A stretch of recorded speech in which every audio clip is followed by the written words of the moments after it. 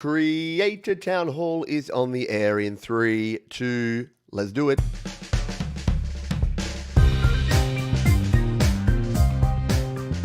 Yes, good morning, good afternoon, good evening, happy Sunday night, happy Monday morning. Welcome to the Creator Town Hall. Are you doing well? I'm doing well, and we got some cool stuff to talk about on this week's show. If it's your first time here, my name is Pete. This is Studio Live today. My goal here is to help you create, record, and release your best music. But this show, we get to let our hair down. Yep. And we get to talk about all sorts of creativity, music, video, art, you name it. We're going to chat about it. And some of the topics we've got coming up for you, we're going to talk EQ because there's a cool new EQ plugin just out. So that's got me thinking EQ. We're going to talk physical media. We're going to talk about sharing to iTunes. We're going to talk about whether you can use 2 USB mics on your iPhone or your iPad. Spoiler alert, you can't. But I'll tell you why. And we're going to talk about some cassettes. Yes, the compact cassette. We're going to be putting something weird to the test. In fact, it's right here. I'll show it to you, not to bury the lead. We're going to take a look at whether we can use this USB tape player to record our cassettes to our iOS device. Seems like something we should try. So we're going to go ahead and do all of that. But welcome to the folks who are here live. I hope you are doing well on this Sunday evening or Monday morning. We've got Mr. Mark Bro. Hello to you. We've got Joe Glenn in the house. I have an idea. Do you? I do. Barry Glenn is in here with us as well. Mr. Andrew Jackson, not the president, the cool dude. Who have we got? We've got Kim. G'day to you. I hope you are all doing exceptionally well on this day, whatever you are choosing to do. And yeah, we're going to dive into it. Don't forget, you can ask your questions too. So this isn't no one-way street. If you've got a question, I'll be keeping an eye on the chat. The easiest way to make sure I know about it is to put the word question in front of your comment, and I'll be able to find that amongst all the other things that go on. But let's start, shall we, by talking about something that I'm interested to get your view on, and that is physical media, actual physical things that you can hold in your hand and that you can rattle and read and look at and have things like liner notes that you can actually open up and you can take a look at what's inside. This one doesn't have much. But yeah, what do you think? Do you use physical media? When was the last time you bought something on CD or vinyl or tape? Are you into the big sort of vinyl revolution that's happening right now? Do you think cassettes are going to be the next big thing? Kind of hope not. Whatever you think, let me know here in the chat. And if you're watching on the replay, no problem, because you can leave your comments down in the comments section. That's what it's there for. Today's show is brought to you by me. So we don't have any sponsor on this one here today, but it is brought to you here by the Studio Live Today Gear Guide. So you can jump over there to studiolivetoday.com/gear, that link right there, and you can take a look at all of the things. I'm going to say you can leave a comment. You can't, but you can take a look at all of the different gear that I use. This is my setup here in the home studio. It's all in the budget to mid-range level, so it is perfect for home studio creators just like you. We got microphones, audio interfaces, all the rest, and then down the bottom here it's categorized into all the different categories of gear you may want to use. And little secret here, if you actually click on the link at the top here, it'll take you to a relevant video. So if you're looking through these going, I don't know, Pete, what microphone do you think I should choose? Well, click that button there, and guess what? You go straight into a video where you got this dude telling you about my microphone preferences. So there you go. The Studio Live Today Gear Guide is there if you need it. Let's see if we've got anything. Huska says, I'm a fan of physical media. Just bought a record about 2 weeks ago. There you go. Andrew Jackson got some vinyl, but no record player. I'm the same. I don't have a working record player right now. And the reason I don't is I don't want to buy one of the cheap ones, but I actually don't know enough about them to know what to buy if I was going to buy an expensive one. So I've just got the vinyl, but I don't have anything to play it on with. Kim saying physical media, yes, I miss it. Last CD 2009, last vinyl 2016. Yeah, I really miss it as well. Joe Glenn saying that I bought 2 CDs to support local music recently. That's what I'm finding, is that people are buying music to support creators, which is a very cool thing. I love that people are actually still selling physical things. Glenn Clark, who I talked about on Your Music Live, we played one of his tracks, and little hint, we might be talking about him a little bit later today. He actually still sells CDs, and I think he's pressing some vinyl, I think last time I spoke to him, but he's definitely puts out his stuff on a full CD with the full liner notes. It's this point where I wish I had one handy. I didn't prepare. I don't have one of Glenn's CDs, but he actually has them, and they're cool. And he sent me one of his last two albums, so I own them. The last two physical items I own are Glenn Clark's last two albums. So there you go. I haven't bought anything though, although I have, because I've been buying things, including. So what was Tom says? Speaking of cassettes, cassettes could be bigger than they are, but I've learnt from TechMoan that there's only one current manufacturer of cassette players, and the quality is apparently lousy. Yeah. So yeah, we're going to find out about the quality when we put this thing to the test, which we'll do in just a moment. We're going to find out about quality. I have a Philips boombox that I bought about 10 years ago that uses one of those crappy tape mechanisms. It sounds okay, but it's nothing to write home about. Yeah, I bought myself a cassette. I bought this one yesterday. You might have seen, no, 2 days ago. You might have seen this. Sorry, I've got the focus set just on my face so it doesn't keep going in and out. But it is Paul Simon's Graceland. I paid a big $4 for it. It is still sealed in the plastic there. Maybe we should open that and play that later too. I can't actually play it here on the stream because I'll get a content claim. But I'm keen to take a look at what that's got going on. So we'll get into that in a little while. Houston saying, how much do you think you might want to spend? See, I don't even know how much I'd want to spend on a turntable. A couple of $100. That's the thing. There seems to either be the cheap ones you buy at Kmart and Target for like $30 or $40 or $50, like the cheap USB ones, similar, like the record player version of this, or you go into like these high-end vintage places and they've got like refurbished Denons and what is it, Pioneers from like the 80s and 90s, and they're like $800. There doesn't seem to be something. Someone needs to release a record player that is just like $200 and it's like, this is good. You don't need to know anything. You just need to know that this is pretty good and it'll play your records. So yeah, there you go. Barry Glenn says, I do have many cassettes still, but they are always recorded. They were always recorded to vinyl, just they were portable so you could play. Yeah, so you record your vinyl to cassette. I did the same with CDs, Barry. I had a lot of CDs that I would grab these. These were my favorite tapes back in the day. These are the TDK, are they? Yeah, TDK, the SA high bias 90s. And these were the Chrome. So these were the Type 2 tapes. And I used a heap of these. This one there, does it have, yeah, it's still got my phone number on there. You won't be able to see that because it's going to be blurry, but there you go. Scarpa was the name of my band. 1997. We'll be listening to this one later in the show. That's called a tease. I'll tease you with that. We'll get to listen to the original Scarpa demo. I might have to do a bit of that manual winding that you do with a cassette. Don't have a big pen handy though. Should have brought one. So Kim's saying, yeah, my record player is not set up right now, so I haven't listened in a while. Yeah, I think most people are in similar boats there. Was it a Cashies find? It was actually at a shed. So we have a club here called the Rotary Club. I think it might be an international thing. And they do a shed where they get a whole bunch of secondhand gear. You can donate gear and then they sell it, and it supports like local community projects. So I found this one up on the high shelf, and it was like, oh, because a lot of the CDs and tapes and records that you find there are just scratched to buggery. They're in really crappy condition. So whenever I find something that's new in box that's actually sealed, I usually pick it up because you know that it's not going to be great quality because it's a cassette, but it is going to be. And I love the fact, if you've seen the Paul Simon Graceland cover, in fact, we can bring it up here. Let's just do a quick search. Because if you were never into cassettes back in the day, you may not be aware of this. But if we come here to our image search, Paul Simon, that's videos. We want images. Come over here. So check this out. This is what the album cover should look like. So if we take a look, there you go. And look what they've done with the little shrunk down version. They've had to reimagine it. So when you bought cassettes, you kind of got your own little custom version of the cover, because they had to fit it all in. It's almost like what TikTok is now. You're fitting something that should be square, or in the case of TikTok, that should be landscape, into a portrait thing. So if you look at that, you compare that to the original. Yeah, pretty funny, right? I like it anyway. It's one of the things I like about cassettes, is they're a little bit unique and a little bit interesting.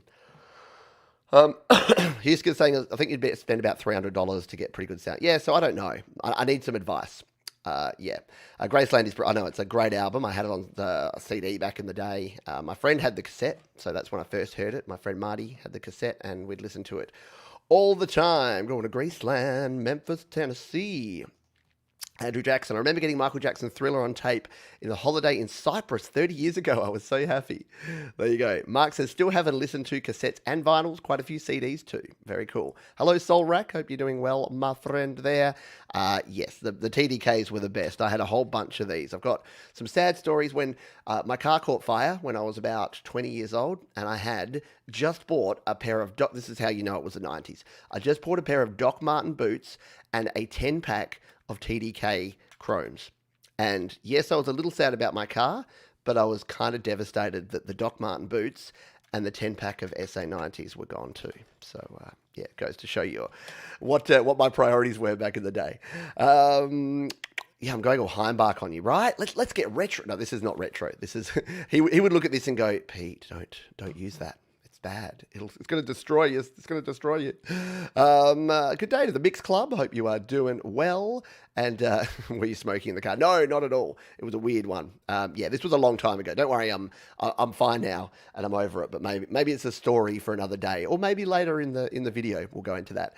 But let's go back. So yeah, physical media. Just to finish off on this one.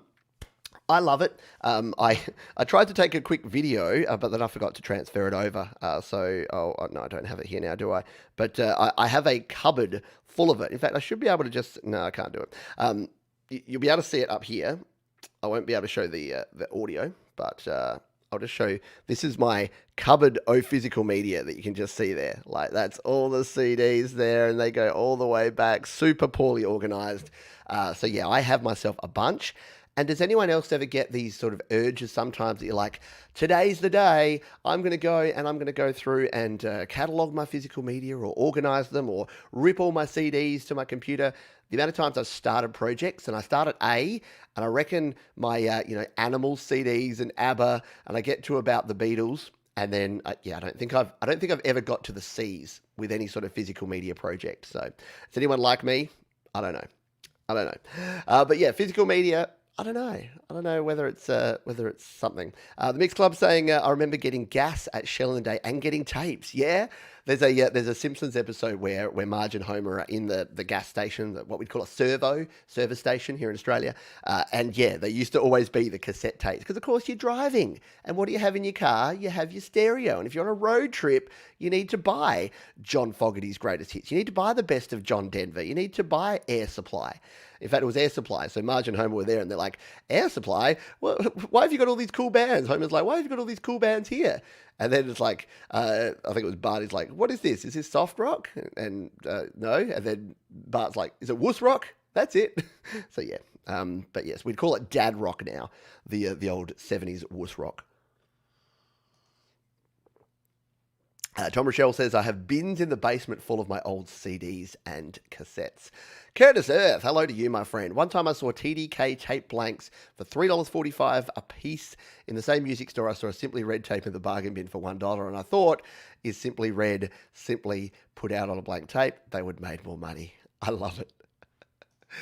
Yeah, isn't it funny? I've noticed the same sort of thing. It was that with tapes towards the end, because to buy a good quality chrome tape, or especially a metal tape, does anyone have any metal? Some Type 4 metal tapes? Yeah, to get a good quality chrome tape, it actually cost you a lot, and it was $39 for a 10-pack, or yeah, about $5 or $6 Australian each, and this was like mid to late 90s money, so that was a crap ton back then.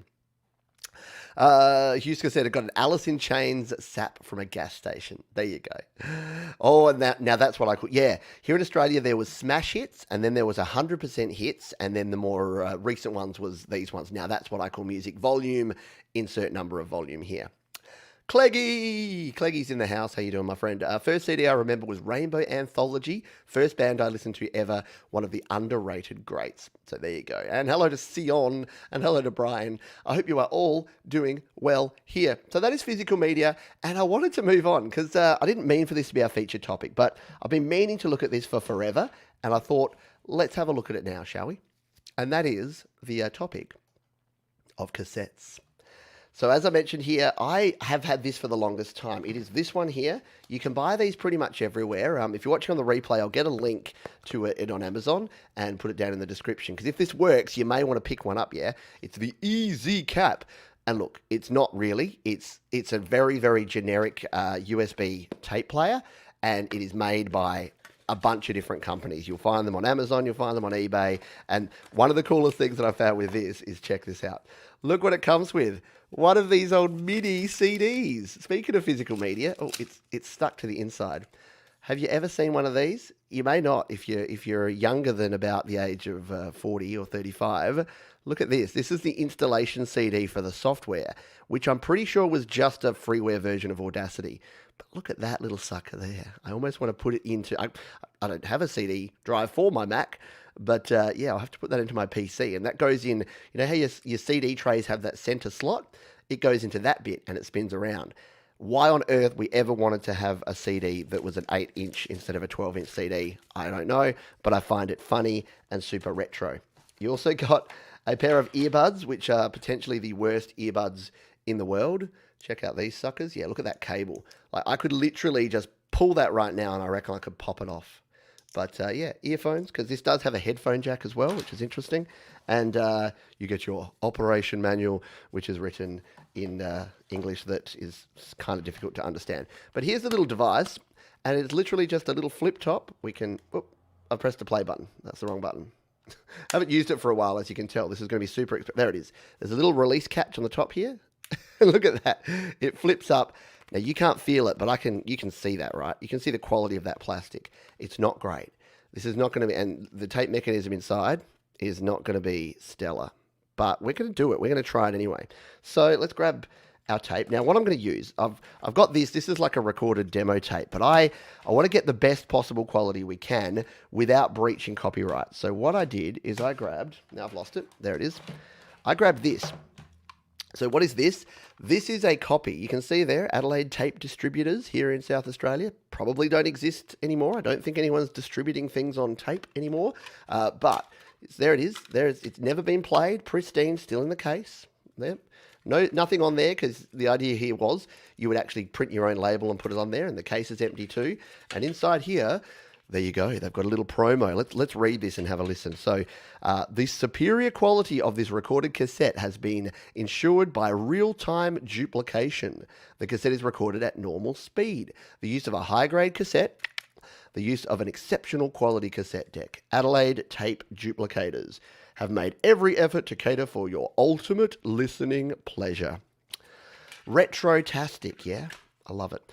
So we've got this cassette. Now, the first thing I need to do is just give it a little twiddle here, because if you've used cassettes before, you realize that sometimes you need to make sure that the reel is tight there, so that when you turn it either way, it's actually going to spin the tape.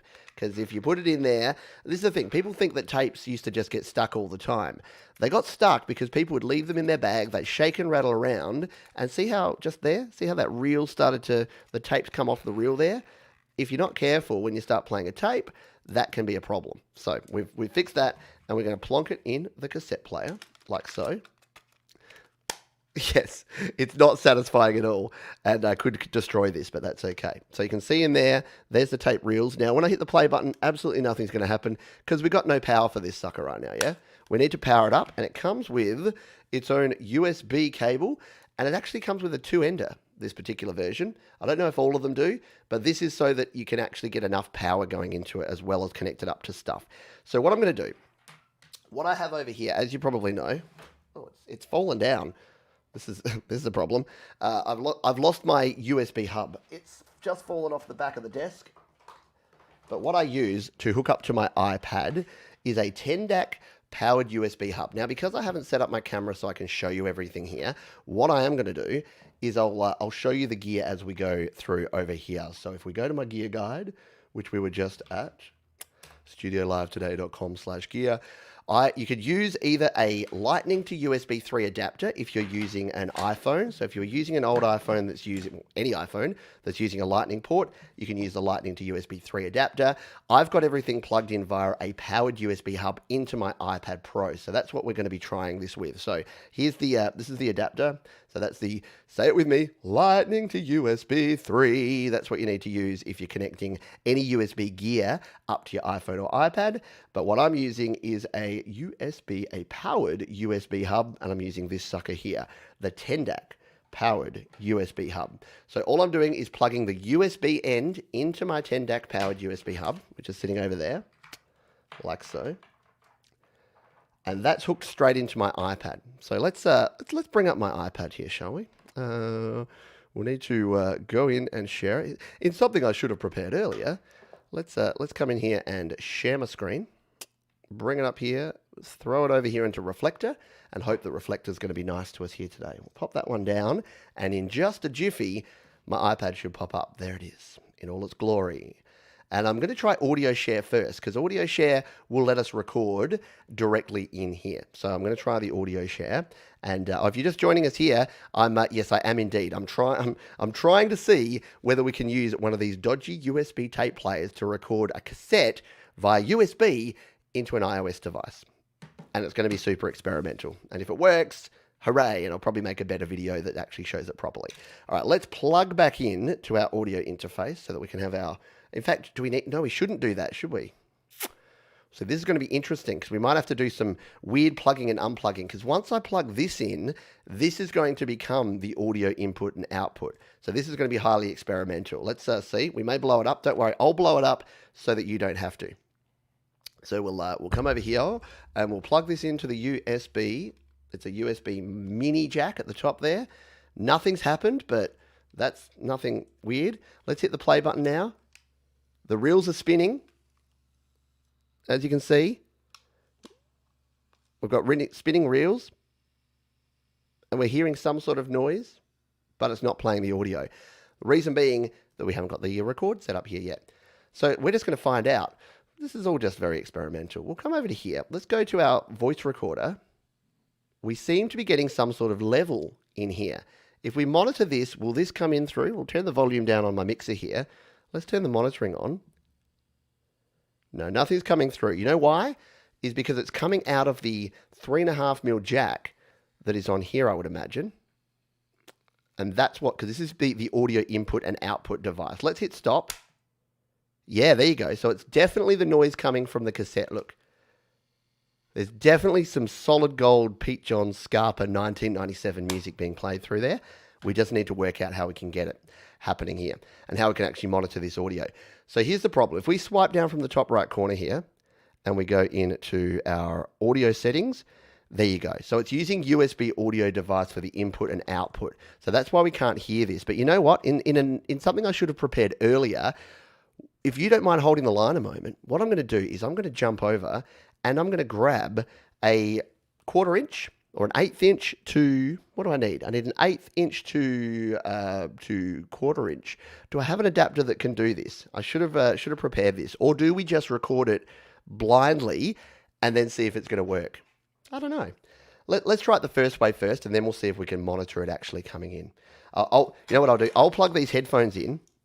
We'll go old school. I'll plug these headphones in, and then I'll put the headphones up to up to the microphone here, and just see if it is actually playing something that's coming through here. So you can see there, I can hit the play button here. I can hear something. Yeah. It's actually playing. Is there a volume control on here we can turn up? There is. That's down. That's max volume. So here's the maximum volume. I'll put it on my mic here.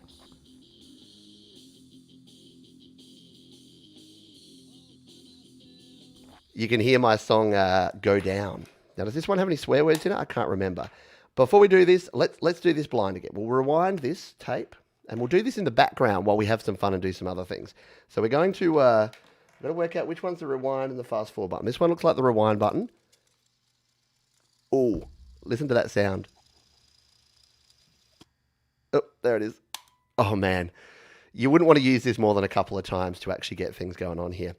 Right, so what we're going to do, we'll leave everything on its default settings here. So we'll go to our settings here. We'll make sure we're recording wave, stereo, 24-bit, 44 kilohertz. We're not going to normalize it.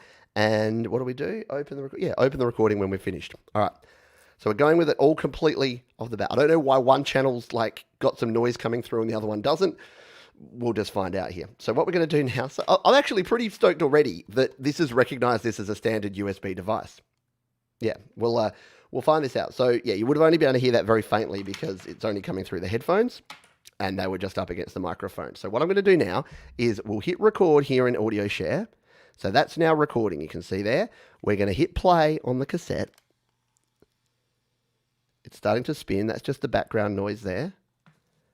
And we'll lay it carefully down on the table and we'll let it record. And what we'll do is we'll leave this running while we chat. Yep, there it is. There's the intro to the song. I know this song because it's called Go Down. It's the first song on the demo. And if I plug these headphones back in fact, I'll be able to just double check that it's playing.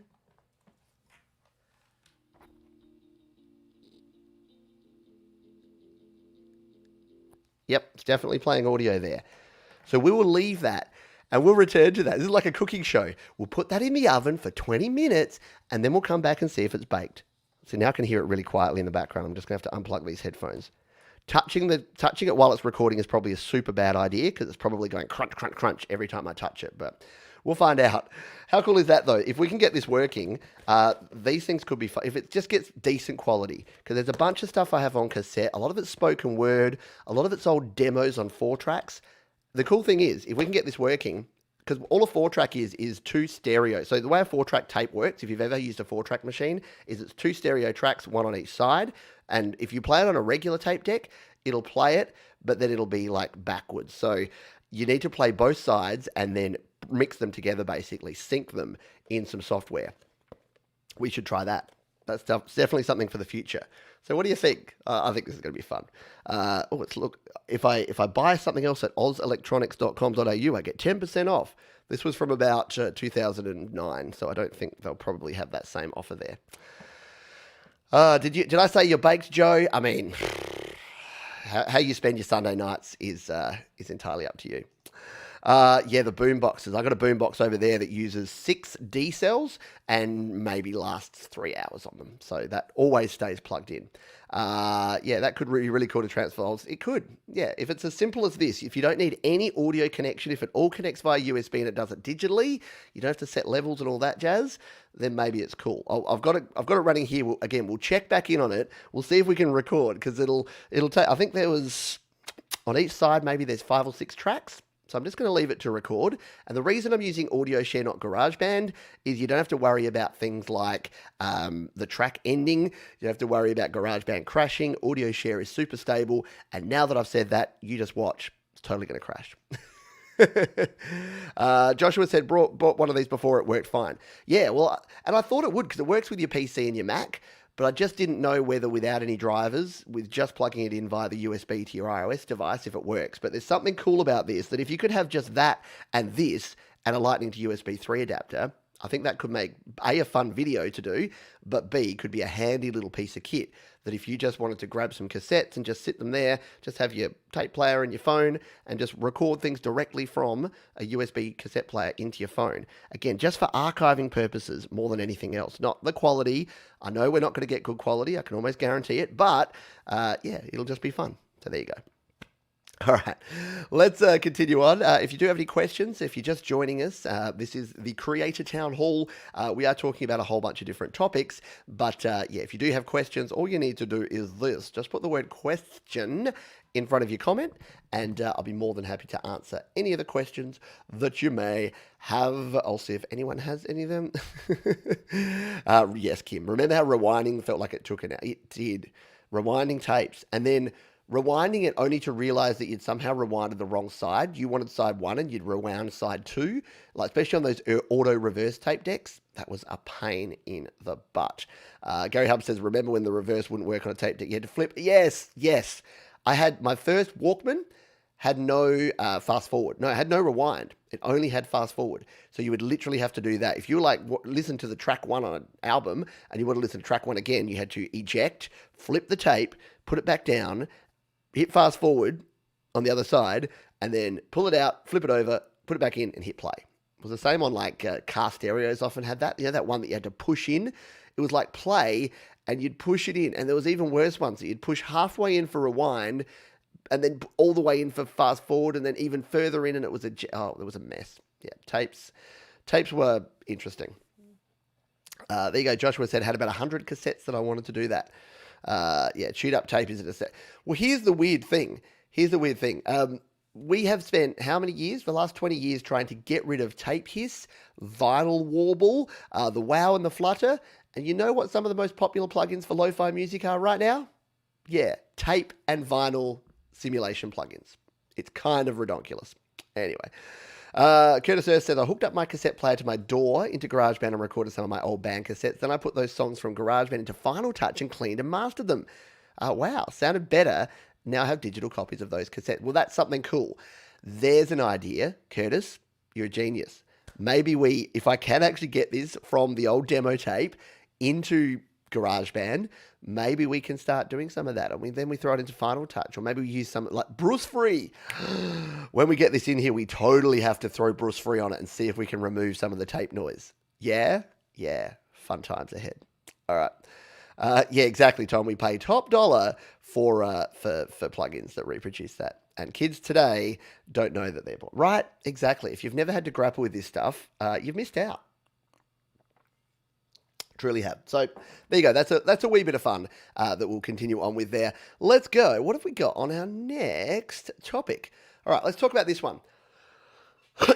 So one of the questions I get asked an awful lot is, can you use two USB microphones at the same time? Now, the answer, like most things in music and in creating, is a big, fat, it depends. Let's jump over to my studio gear guide here and take a look at the USB microphone that I recommend at the moment. It is this one. You can get things like, of course, the Blue Yeti. You can get some pretty high-end Audio-Technica and Rode USB microphones, but best bang for your buck for portable, for mobile musicians is this one, the Samson Meteor USB condenser microphone. Great little mic. It sits in my backpack all the time. It's always with me wherever I go. Pair this up with a Lightning to USB 3 adapter, and you got yourself some decent quality audio wherever you go. But here's the problem. Once you go USB, you can never go back. Basically because once you have a USB micro... By the way, it's never that. Sweetwater, what are you saying? I've never seen it for $131. It's not a $61 discount. It's like an $80 microphone you're selling for $70. Anyway, love you, Sweetwater. Please continue to be an affiliate. But it's, some of those main street retail prices are like, maybe when it was released 12 years ago. Anyway, if you wanted to connect up two different microphones at the same time, you can't do it. Now, you saw before when I'm doing this cassette test that when I plugged it in, it overrode the other audio. I won't show it now because it'll mess things up, but you can only have one audio input and output source with an iPhone or an iPad at the same time. So even if you bought one of these and then you're like, I'm doing a podcast, I want to have two of them, surely I could use a powered USB hub, because of course you can do that. You can grab yourself a powered USB hub and you can plug in multiple USB devices. But what iOS will do is it will only use the last one you plugged in. That's why you saw, even though I had my Steinberg UR22C plugged in when we're doing the cassette test, it didn't use the sound. As soon as we started playing, it went, nah, we've overridden that. And I'll show you that a little bit later as well when we get back to the cassette. But the thing here is that you can only have one in and out. So this is why when you start with USB, it's good for the start, but then it kind of falls away. So as soon as you want to have more than one microphone recording at once, what do you need to do? Well, you need to grab yourself an audio interface. So at that stage, you need to go and grab yourself something like the Steinberg UR22C, or if you don't want to spend $190, you can get yourself something cheaper, like the UR12, which is only $110 last time I checked. Yep, 110. Really good quality interfaces. You can plug in multiple things. Now, the UR12, you can plug a guitar and a mic at the same time. Get yourself something like the Focusrite Scarlett 2i2, of course, that you can have two microphones. And then you can go nuts from there. You can go to the 4-channel, the 8-channel, the 16-channel, and you can have as many channels as you want for as many mics as you want. Now, the exception that proves the rule is that Macs are particularly good at allowing what they call aggregate devices. So on a Mac, when you're doing this, and we may even be able to see it. Can I bring it up here? Yeah, there you go. You can see here that I've been playing around with some things here. So I've been playing around with Black Hole, and I think Tom, Rochelle, you use Black Hole for aggregating devices. Or you can literally just say, all right, I got this USB device, I got this USB device. Please just bring them together and make one aggregate device that is both of those together. Now, there's limitations with that. You lose some of the control that you get. So unlike this, where you got two individual gain knobs, you can basically got two channels. If you're running it in GarageBand or any other software, you can really separate those out. An aggregate device makes it harder to separate things out, but it is possible. PC, also possible. next level difficult. So the order it goes with, if you want to have two USB microphones and you want to have them on the same device, then the options are, so I'm just trying to go back to the USB. So there you go. You got your USB microphone, you're loving the Samsung Meteor, you want to go another one, then yeah, you really need to have a Mac if you want it to work, and then it will work okay. If you're on a PC and you plug them both in, it will work-ish with the additional software that you may need to grab. If you're on an iPhone or an iPad, in my experience, there is simply no way to get it to work. Unless you had two different iPhones, let's say you grab two iPhones, you could plug in two USB mics through two USB adapters and then mix them back together into GarageBand. By the time you're doing that, you know what? You might as well move on and grab yourself an audio interface or a mixer and put two XLR microphones, because that's the difference. The difference here is that these are USB and XLR microphone. Now, a lot of the newer microphones they're making, things like the Shure MV7, they're actually getting smart with this.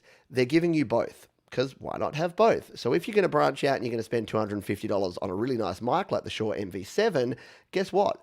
It comes with both USB and it has XLR. So yeah, even has a headphone jack for monitoring. So a lot more microphones are doing this. They're putting a USB interface into the microphone. They're building it in, but they're also giving you the flexibility of having USB and headphone monitoring. So if you just want to plug and play, and this is great because it means when you buy the microphone, you can use it via USB.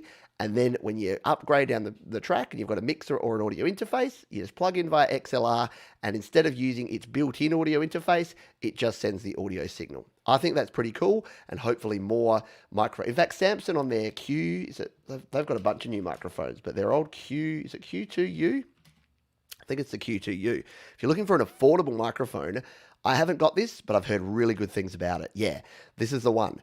If you're looking for a dynamic microphone that is super flexible, let's just say you're on the fence and you're like, I was going to get an SM58, but I don't want to spend as much money. This is bloody marvelous. So you can see there, you get everything. You get XLR, you get USB, you get your little stand, you get your wind filter, and it is for a USB and XLR. So same sort of thing. Look at the end there. You got a microphone, you got a headphone, you got your USB, you got your XLR. And Bandrew over at, let's just find him, Bandrew over at Podcastage Q2U. He reviewed this mic, and he's an audiophile, and he said it's pretty darn good. So check out that review of the Q2U, and even this one here, the Best Budget Podcast Microphones FAQ series. So if you want to find out more about those, and this is actually the new one, the Q9U. So he's testing this versus the MV7, the SM7B. I haven't watched this one yet. There you go. That's something that I'm going to put on my list of things to watch. There you go. We'll add this to watch. Oh, how do you add to watch later? I can't remember. I never use the desktop YouTube app, so I'm never sure. But yeah, if you're interested in that, then do jump over and check that one out. Let's see what folks have got to say. Sion's currently downloading Taylor Swift and Justin Bieber songs at the moment. Am I still a member of this group? Yes. Maybe we'll talk about that afterwards. Joshua said, I accidentally put some effects on from Audio Share. You do have to be careful using Audio Share, because Audio Share is cool in that it actually does have the ability to add in effects. So yeah, you can actually add in inline effects here. We should probably we've done 13 minutes worth of this. We should probably come back to it, but I'm intrigued to see, and I'm gonna keep you in suspense to see how it's working there. We'll see. Oh yes, you do have to turn in your spanner. There you go. You can no longer be a moderator of this group. And he recommended rock songs of the 2000s. Oh, man, anything Foo Fighters? That's what I would say. Absolutely. Foo Fighters have owned that, haven't they? Geo joke, aggregate rocks. Okay. Don't really understand that, but sure. I'm going to go with it. Your sentiment is appreciated. Oh, no. We've got rock jokes. Please don't gravel. Oh, no. It's gone from bad to worse. Yeah. Larry Durrell. Hello. Drew Hall, sorry. Hello to you. I got a Stellar X2 large microphone. Incredible quality, $200 on Amazon. Some say it's as good as a $2,000 microphone. Let's have a quick squiz at that then, shall we?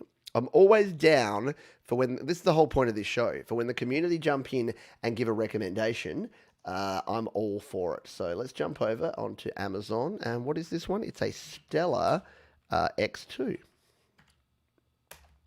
I called it a Staller.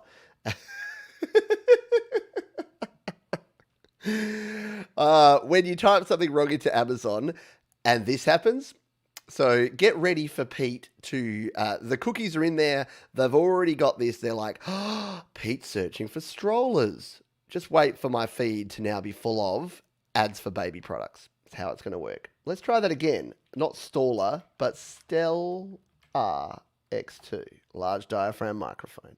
That's looking better. So there you go. It is what, $269 there at the moment. Looks kind of nice. Yeah. Looks like it's got some good thing. A vintage looking microphone. Looks a bit like the old MXLs. Oh, there's the interior of it.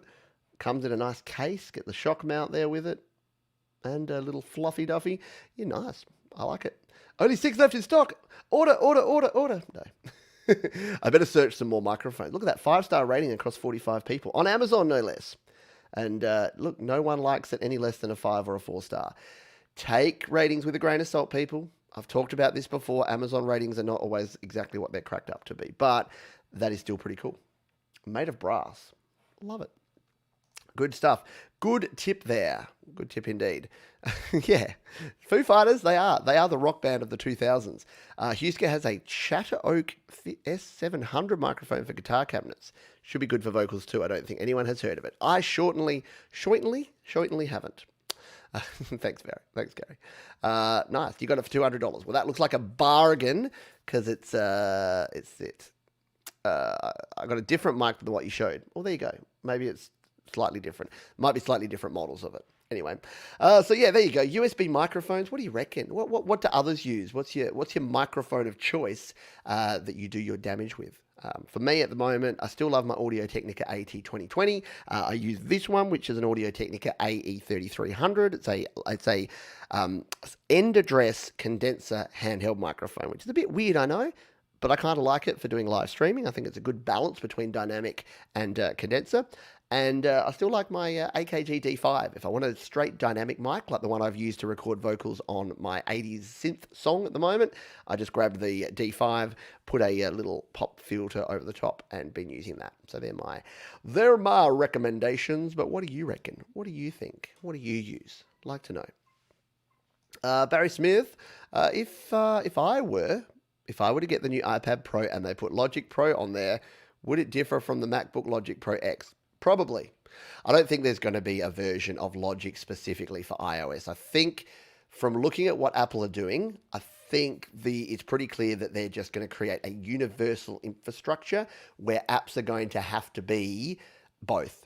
So my gut feel is that the Mac OS and iOS are all just going to merge together, and it's going to be AOS. It's just going to be Apple OS, and that's going to be iPad and Mac. And then anything that's made needs to have an interface that'll work if you tap it and touch it, or if you grab a mouse and a keyboard. The reason I think that is that the mouse and keyboard integration with the Magic Keyboard with iPad is continuing to increase. So I think we're going to see that the iPads is basically going to come like a Mac, and then the Mac apps are going to run similarly to how they run on a Mac. So there will only be one version. I cannot see a day now, seeing the cards Apple have played in the last couple of weeks, I don't see a day where there is Logic for iOS and Logic for Mac. I just don't think it's worth Apple's time and money and investment to do that. And I think you'll find the same across a lot of apps. LumaFusion. Let's use LumaFusion as a case study. LumaFusion were one of the few app developers who allowed their app to be used on the Mac M1s. Now, LumaFusion, if you don't know, is a video editing software. I use it here on my iPhone and my iPad. It's what I use for all of my video editing. There it is there, LumaFusion. It'll pop up and you'll see that's the last video that I released. That's my LRC7 EQ video. So I've edited it right there on my phone. And LumaFusion at the last release, at the M1 release last year, were one of the companies that said, unlike everyone else, that said, no, we don't want to support the M1. They said, we do. And they worked really hard to make LumaFusion work with the M1. Now that we've seen what's happened in the last event, it's really clear to me why that is. because they are definitely at the forefront of this universal app culture. They've taken their iOS app and they are working super hard to make sure it runs really nicely on the Mac, to the point where they were featured in that last event. They were featured. Terry from LumaFusion was right up there. They were talking about it. So here's what you'll see happen there is that LumaFusion won't have a Mac app ever, but they will have a universal app that is going to work on your iPads, your iPad Pros, and your Macs, your iMacs, your M1 Macs. And that way, it's all just integrated. So whether you are touching, it just means that developers are going to have to get very good at designing user interfaces that are both touch and mouse and keyboard enabled and that work well on both. What will happen with GarageBand is really interesting, because obviously GarageBand Mac is definitely a mouse keyboard experience. GarageBand iOS is definitely a touchscreen experience. That one I'm not quite so sure on, but LumaFusion, mark my words, watch LumaFusion if you want to see what Apple are doing, because they are definitely at the forefront. And I said this the other day, a year ago, Apple were talking more about Adobe and Adobe Premiere Elements and some of these other things that were coming in, and LumaFusion were getting no love. It's become very clear to me that Apple have looked at LumaFusion and said, you shall be the chosen one. And LumaFusion said, yes, please, and have jumped on board and are actually developing apps to make sure that they work with both the M1 and both the M1 iPad and the M1 Mac. That's my take. Again, I invite you to come back to this video, point and laugh at me when that's all completely wrong. But I reckon watch LumaFusion, watch what they do. Yeah, exactly. No one could know. It's all speculation at the moment, but that's my speculation. I have an idea is using the Shure SM7B and then laughing. Does that mean you're not, because you're not using a $400 microphone, or you are? I don't know if I want one. What do you think? Maybe I should put that out there as the next poll topic. You know what? I'm going to put it out now. I'm going to put, with no context or anything, I'm going to make, this is why I love this show, because it's also serendipitous. I'm just going to come here and I'm going to say, I'm going to create a post and we're going to ask a poll question here. And you can answer this well. Should I buy a Shure SM7B microphone? And we'll just see. By the end of the show, we'll be able to answer it. And then I'll just put a microphone emoji and a me thinking emoji. Should I buy a Shure SM7B microphone? Yes, and no, and maybe. And we'll see what it comes out with by the end of the show. All right, that's posted. If you want to vote in that poll, just go right now to the community tab on the channel now. Oh no, D Nimmin is live right now. D Nimmin's live early. I want to go watch D, but I want to do my show. This is what to do. What to do. We should go and check in with D live. That would be kind of fun, because he was on the show a couple of weeks ago, and he's an excellent dude. We might do that. We'll check in on D in a minute. Tom said, Joe's using the AT3035. Very cool, very nice microphone. Or 2035, I think it is. Is that what you're using, Joe? Tom Rochelle's, all I know is I'd stay away from Blue Snowball. Podcastage revisited the new version, and it's still not good. 16-bit only. Yeah, I'm surprised, fascinated, annoyed that a lot of new USB microphones are still using really crappy converters and still using 16-bit audio interfaces. Because if you didn't know, a USB microphone is basically, if we come back over here, a USB microphone is just a microphone with an audio interface built in. And if you think about in terms of the fact that they've got to fit that audio interface into this tiny little package, into just this little bit here, then yeah, they do skimp on the quality. Compared to a whole standalone audio interface, to have a microphone like that with an audio interface built in, it's not always going to be the absolute best quality. So yeah, something to keep in mind. And yeah, the other thing with the Blue Snowball, the lower end ones, don't buy a USB microphone that doesn't have a headphone jack, especially if you are recording on iOS, because it will take over the audio output, but it won't send anything. So if you plug in a USB microphone into an iPhone or iPad, it'll say, great, that's the audio input and output. It doesn't care that it doesn't actually have a headphone jack to output. It just takes over. So you're stuck. You can record in, and if you're recording a podcast or if you're recording commentary, whatever, that's fine. If you're recording audio, you can't monitor your other tracks. You can't do any overdubbing, any multi-tracking. So if you're buying a USB microphone, the number one thing you need to keep in mind, make sure it has its own headphone jack. Sion's using the Fifine. Is it Fifine? Fifine? I've never known how to say that. K670. It's a decent mic, although I haven't used it for my videos. There you go. Right, let's just go back. I'll see. Axe Colt. Can I join the StreamYard? Not this time, but that's a good question. Let me know in future weeks. Would it be cool to have some of the Studio Live Today community jump in, and maybe we do a bit of live Q&A? Yeah? Let me know if you think we can do that, and we'll work out a way to manage it. Tom Rochelle says, yeah, LumaFusion is already working wonderfully on the M1 Mac. Yeah, it is. It really is. Joe said, no, beyond my budget. It's kind of beyond my budget too, Joe. But now that this is my full-time job, I can buy things, and as long as I use them for my business, hey, at least I can deduct them as a tax write-off. Tax write-off always sounds dodgy, but you know what I mean. Like it's part of my equipment that I use for my business, that it's different. G'day, Friggsy. Very late to the show, only having a few minutes. I'll catch you on the replay. Good to have you here, Friggsy. Thanks for being here. Barry Smith. So, will I get a MacBook Pro if I want you loud? You go. I'm not sure what you're saying. Sorry. Yeah. I would hold all decision making until June when Apple do their Worldwide Developer Conference. They will announce a bit of they'll never tell you their whole roadmap, but you'll get a really clear idea of what the roadmap is with their M1 once WWDC comes around. I'm almost positive of that. Hello, Rebecca Rowland. How are you? Are you working on some tunes at the moment? Rebecca's shared a couple of her tunes on Your Music Live. Look forward to hearing more from you in the future. Sion says, honestly, the M1 chip was supposed to be similar to the iPad 2020. The main thing that needs to be improved is software in terms of accessibility and running multiple apps without them crashing.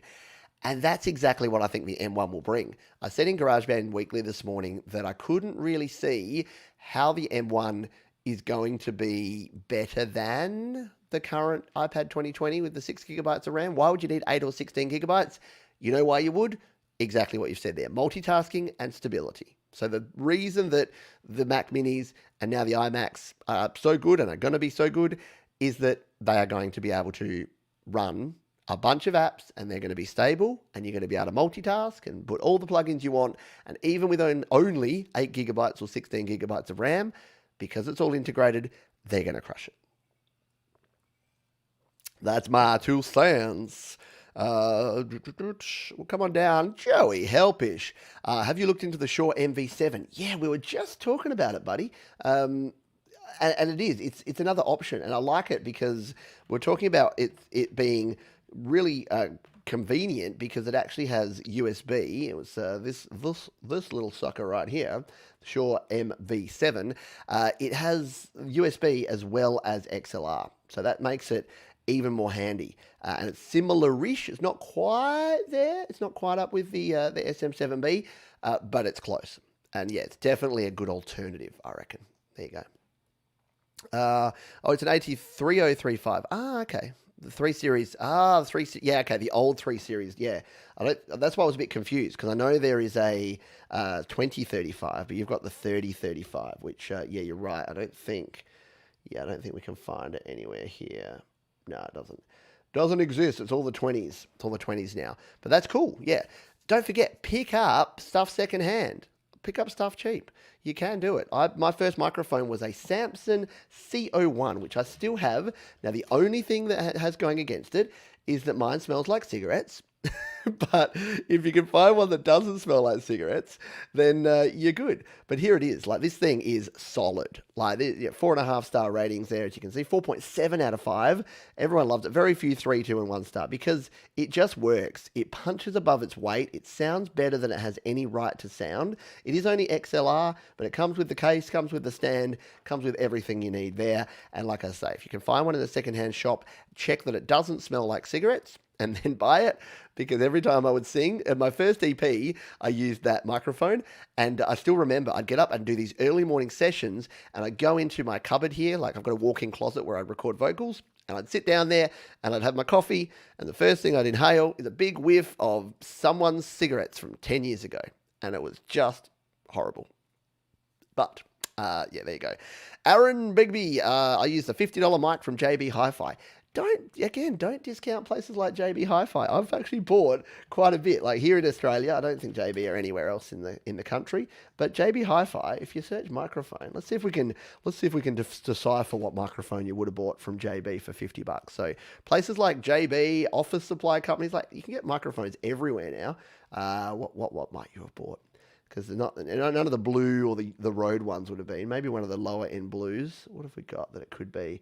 Well, look at Razer are making microphones now.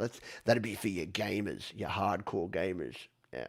But yeah, you can. The cool thing is that because content creation and creator culture in general is so massive now, this one, the Stadium, maybe I should try that one out. The Stadium dynamic microphone looks like it's basically an SM58 clone. Looks pretty good. It's got an XLR and a 6.5mm. There you go. Maybe it's that.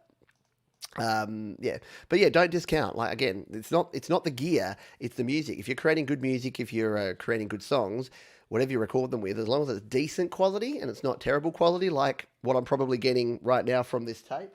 How's it going? It might have actually gone through. It's just doing it. It's been 30 minutes. We'll jump over to that. After we finish this chat, we'll jump over there. Joshua Good using a USB microphone and a pair of headphones. Absolutely fine. Yeah, MV7 is a nice, less expensive alternative. We'll see. Someone might say that on the community post we've got there.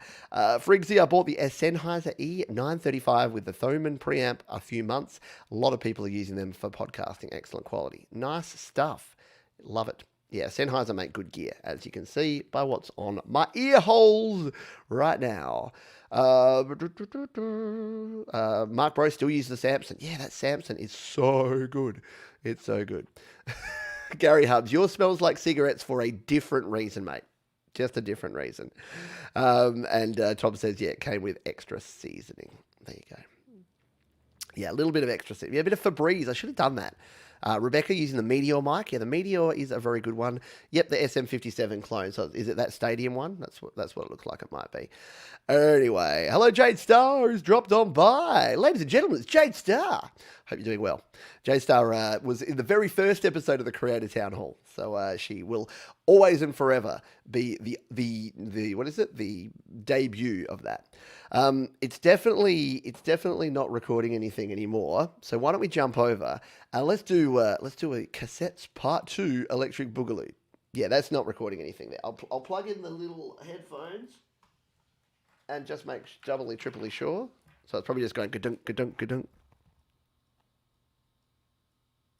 Yep, it's just tape noise. All right, so we can stop the tape. If you're just joining us, we are recording from this USB cassette player via USB into an iPad to see if it's going to work and what sort of quality we'll get. So there you go. We've stopped that one there, and we'll come in and see what's happened over here. So now we can grab the mouse for the iPad and we can stop it here. Now what we're going to have to do, there it is. Oh, jeebus. What happened here, for goodness sake? Uh-oh, that doesn't look good, does it? But you can see where the songs were. And because it's the 90s, they were like quiet start songs and then they came in. I definitely was doing something weird here. I was probably bumping something or there was some issues because that'll be interesting to find out about. And yeah, we had some weird clicks and pops down the back here, down the back end. But all in all, it looks like it didn't do a terrible job. If we normalize this now because of those clicks, it's not going to work anyway. So we might have to do some clipping and some things here. But let's come in and name this audio just so that we can remember what it is. So this is Scarpa Demo Raw. Raw. Not rack. Raw. All right. Let's have a look here. So let's, this is what we're going to do. So as I was saying here, we have to unplug this. So if we go to the top corner here and you tap on this, I'll show you where I'm tapping.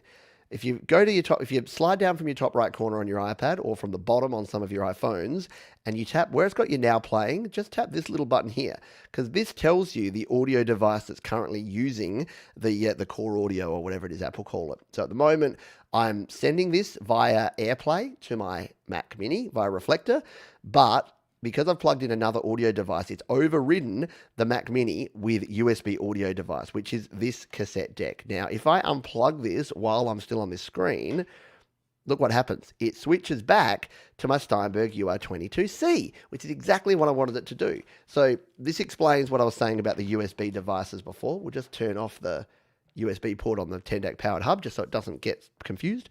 And yeah, this is what I was saying before. If you've got two devices, the last remaining USB device or last remaining plugged in device is what it will go to. So now I'm a bit nervous about this. Drum roll, please. We're going to turn up the mixer channel here. And this is the channel that's coming out of my iPad through my Steinberg UR22C. The outputs of that are going into a stereo channel on my mixer. And now we're going to hit play. And we're going to take a listen to what we get here. And hopefully, it's going to... There it is. You can hear the background. Oh, we're getting some fuzziness. We'll just do this, Barry. This usually fixes that weird fuzziness problem we're getting. Here it is.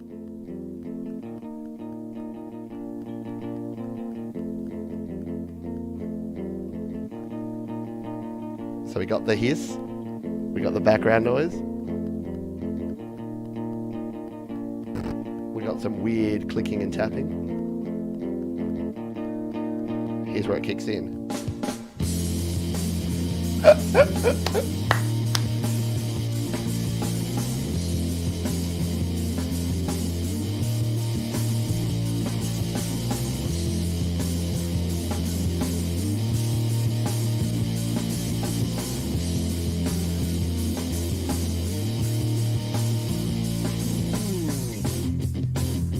So it was 1997, which is why we have such a long opening here. But yeah, it seems to be working okay. I'll let you listen to a little bit of, 18-year-old Pete vocals here.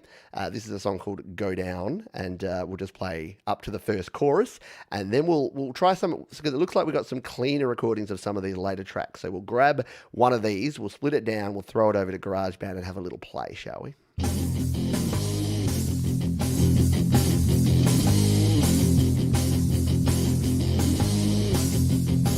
Long intro, Pete. All by myself, I have time to think about the time we had and how low you sink. Can't you see it? Are you blind? I'm fast becoming it. Let me unwind. Go down, go down, go down.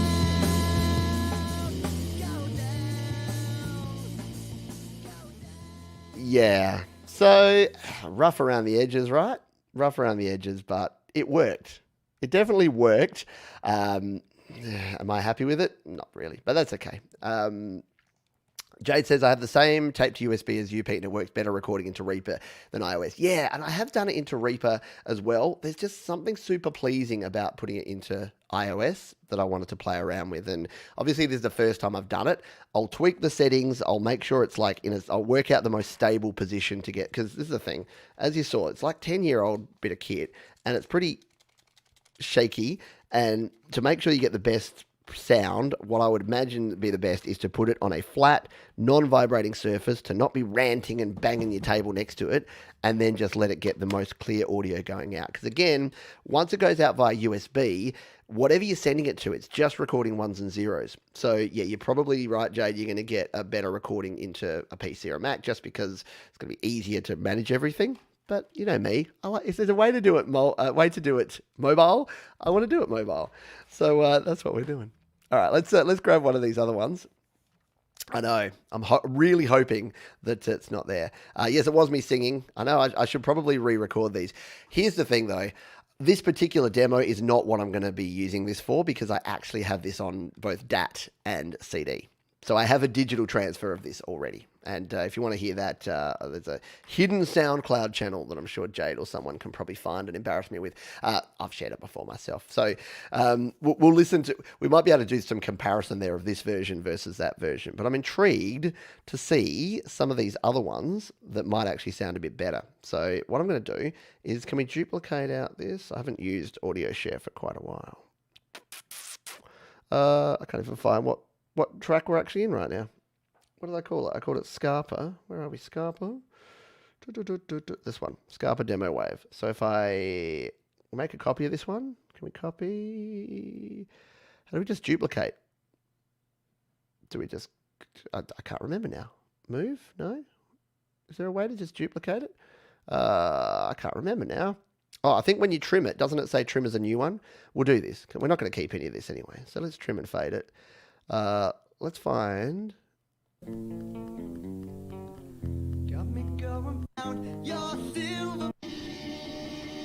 this one might be the best option.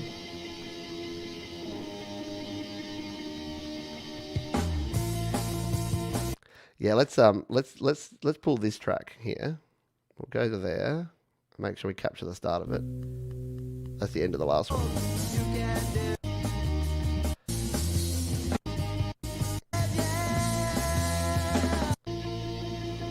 There's a big pop coming up.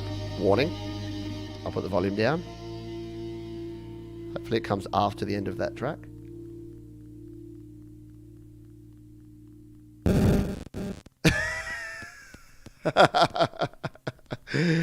Yeah. So there's definitely some interference there. Again, you also wouldn't have it plugged into so many things. I think you'd be better going in direct with this sort of thing. We'll leave that little crunch in there at the end just for fun. So if we save this trim, like so, there you go. It's saved the trimmed version of the file. Now what we can do, in fact, we will trim out that little bit at the end, just so that we're not playing around with that. Trim and fade, because then we can actually normalize it and get it to a decent volume here. So we'll do that, and we'll do that, and that should be... And we'll leave enough lead at the start there so we can try some Bruce-free magic. There you go. Yeah. So Jade has put my old band Scarpa there. Well done. Yeah, we'll save this again. There you go. So there it is. It's Scarpa Raw Demo, trimmed one wave. I happen to know that this song is called Nice Guy. So I'm going to rename it to Scarpa Nice Guy. Yeah, I have considered. What do you think? Do people, what do you think of re-recording stuff that you did back in the day? I started doing it a few times, and then, to be honest, it never quite worked out for me. I've realized that I'm a very different songwriter these days than what I was. So I've never kind of gone too far down the rabbit hole of doing that. But let me know if you do it, and if you think I should do it, maybe there's a project for us in the future. Maybe when I do my crazy Auria thing, like I'm doing Cubasis now, maybe we'll do that. All right, let's come in here, and we'll go to our audio recorder. We will go to our track here. We'll bring in, so we'll tap this one. We will import a file here. Browse from the Files app. Go to Audio Share over here. And it should be this one. Skyper, Nice Guy. Oh, I didn't normalize it. That's all right. We'll bring it in here as a audio file here, and then we can obviously tweak the volume in here. There it is. All right. Oh, you know what I did? Or what I didn't do? Of course, I didn't do this. I didn't make the thing automatic. Bumped automatic, please. All right. I think I also probably need to buy a new one of these. Before I do this properly on the channel, I probably need to buy a new one of these, because this one's been sitting in a cupboard and like not treated well for so long. It's probably not quite doing it justice with all the clicks and pops and things. All right. Oh, so, see that? It's so low because it's... Yeah, I want to normalize it because I want to have a decent waveform so I can see what's going on. So let's go back to Audio Share. Here's the beauty of Audio Share is it's so simple. Normalize. Boom. Boom. There you go. Now we can come back over to GarageBand and go back to here. We will have to re-import, but we want this normalized version now. Everything's better when you're normal. Nah, not really. I want to be different. All right, bring it in there. That's better. All right. So I'll play the... Actually, I'll play the start here. So this is what we got going on.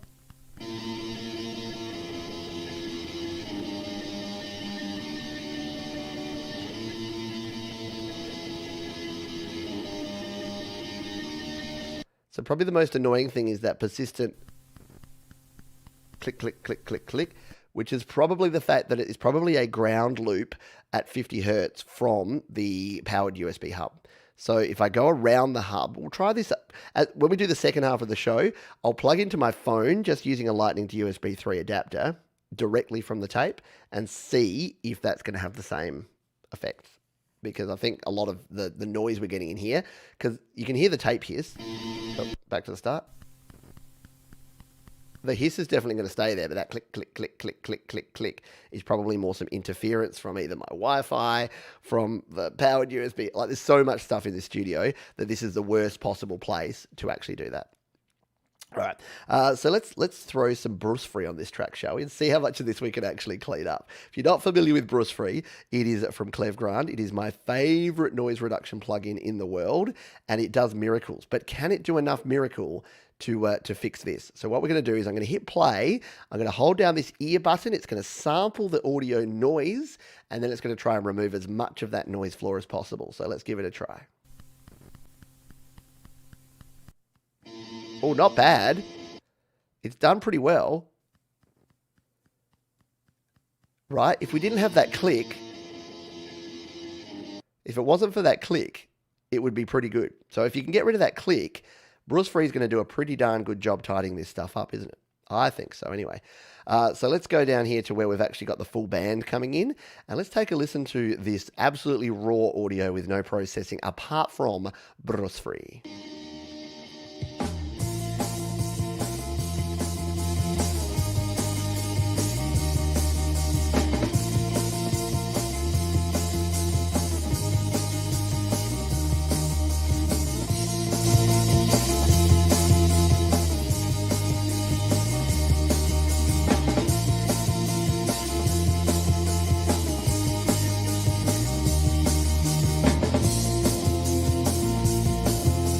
Now, it was the 90s, but there was no need for an intro that length.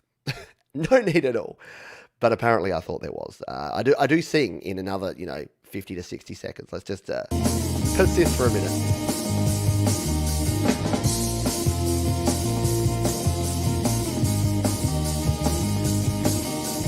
Take it slowly, be real careful. Try not to destroy the world. You can do it, you stay through it.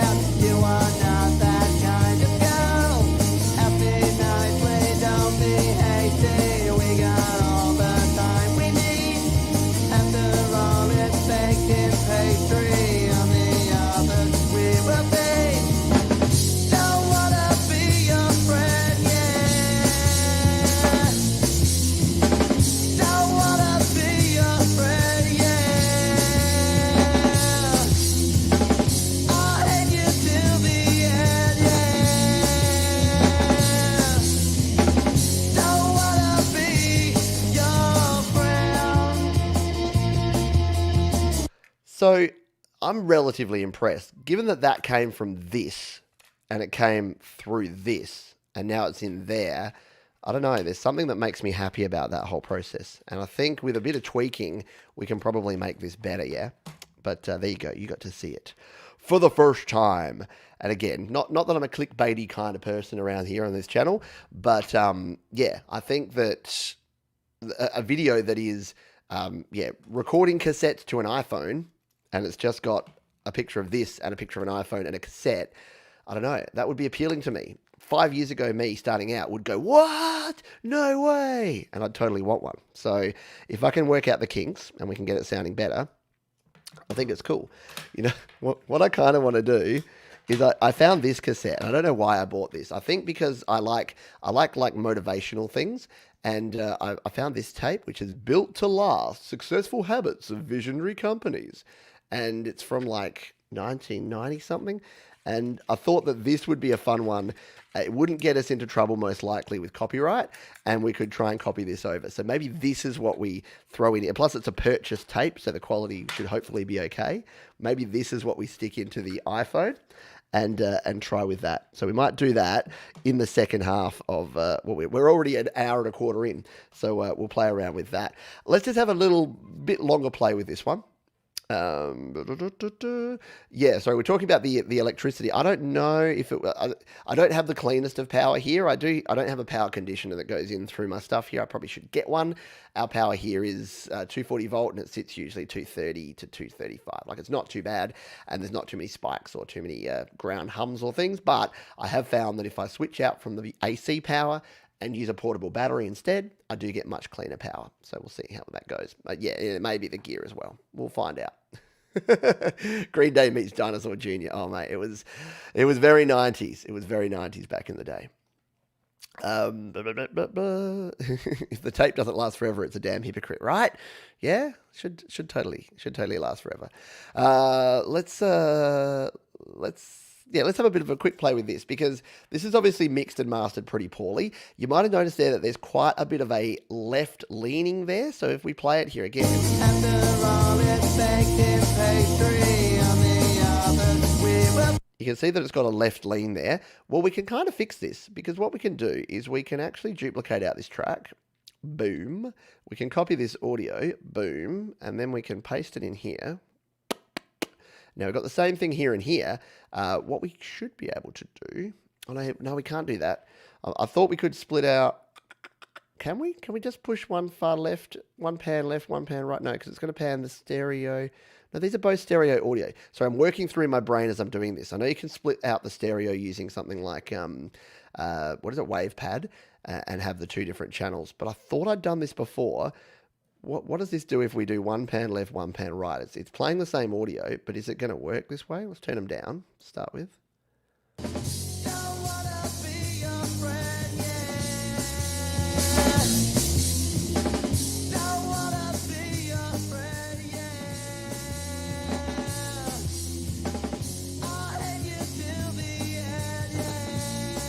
Sort of. Yeah, it's making it way too quiet. I've done it before and I can't exactly work out the way that I've done that. Anyway, we'll just come back to this original track and listen to this. Oh, now we're panned left. Bring our pan back to the middle. You know what we could do? We could literally just use the panning to tweak it slightly right. Yeah. You know that thing where you use a really difficult option instead of like the simplest, most easiest in-your-face option? All right, let's just play. You know what? This is just calling out for some LRC5, right? Because we've got the new LRC7. We've got the new LRC7 EQ plugin, and this was our next topic anyway. So let's use this. Let's do some combination and use some EQ, and we'll use the LRC7 EQ because it's a 7-band EQ, and we'll use it on this master track. So we've got this. Now, I think we just need this to be a little tiny bit louder. So we'll clip gain it up maybe... Actually, you know what we need? Probably need a limiter. Instead of clip gaining it, yeah, let's add a limiter. So we've got Bruce Free on there. We're going to come in here. We'll just use the standard limiter here, the peak limiter. We'll put that at the end of our chain. So put the limiter at the end of the chain. And then we will add a little limiting to this just to give it a little bit more oomph.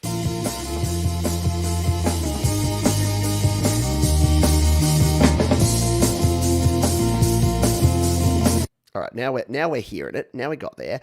Let's look at the EQ here and see. Now, this is where the analyzer, Sion was saying earlier, the analyzer in the visual EQ is pretty good, and it kind of is. So let's see what this is going to come across. Take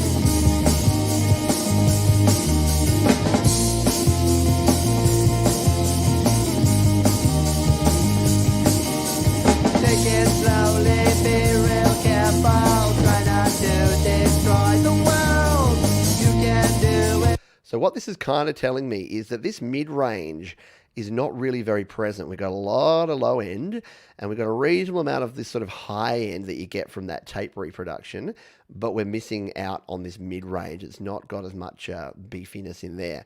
So, yes, Husker, sounds like Silverchair. I know, Silverchair were a huge influence. Nirvana, Pearl Jam, Silverchair, Green Day, Offspring. It's basically a conglomeration of all those. Bit of Soundgarden, Alice in Chains, those sort of bands. So, yeah, so here's what we can look at. And I said earlier today, and I stand by it, to mix with your ears, not with your eyes. But this is an example where just looking at this, you can kind of see and hear where things are a little bit unbalanced. So let's go into LRC7 here, shall we? And I like using the presets. So we're going to go into our factory presets. And what will we use? More hum? Hum 50. What does hum 50 do? I've never tried this. Oh, okay. So it's not actually a hum, but that's pretty cool. There's a setting here to just cut your 50 hertz. In case you got that 50 hertz ground hum, you can just notch out that.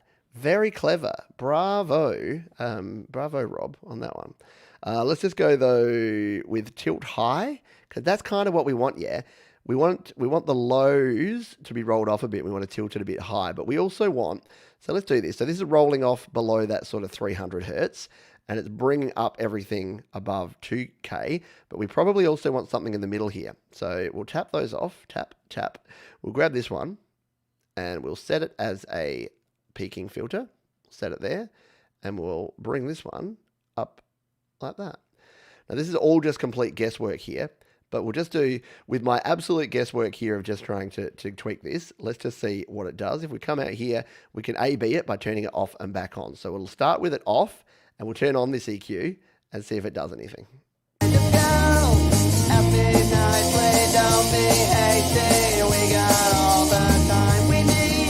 It's done way too much. Yep. So it's okay, but it's not subtle enough. So it's taken out way too much of the low end that we've got there. We actually need to keep a lot of that low end in there, but we need to add a little bit more mid-range here and a little bit, probably not as much top end. So we don't, in fact, if anything, we almost need to roll off that really harsh top end. So we'll roll that down there. We'll put this one around the middle here. And we'll find out what frequencies we want to actually enhance and or remove, because remember, you can use subtractive EQ too. So let's just play this now. All the time we need, after all expecting pastry on the others we will be. Don't wanna be your friend, yeah. That's more like it, yeah? That's more the sort of vibe that we want here. So let's turn it off and play it, and then we'll turn it back on. That's off. Don't wanna be your friend, yeah. I'll hang you till the end. Can you hear how those really high-end cymbal crashes have just been sort of melted off a little bit here by removing this across the top of the 5K? Oh, got those both on there. And we've given a little bump here. Now, because I've got a nasal voice, I'd probably want to add another point. And here's the good thing about this. We can actually add a new one here. We can add a peaking filter. And we can bring it, oh, keep doing that. We can tap just that one and bring it across here. And then we can maybe find the frequency where my nasalness is, usually around this sort of 500 hertz, and then drop that down. So let's play with this now and see if we can find it. Don't wanna be your friend.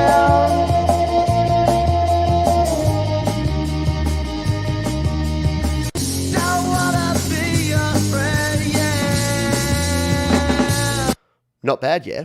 So there you go, a little bit of tweaking in here. We don't need that effect EQ. But let's go back and where does my all right, so there's our chorus. So what I'll do is if we turn everything off, it's going to be a very different sound, isn't it? So if we don't have any of that, we get this.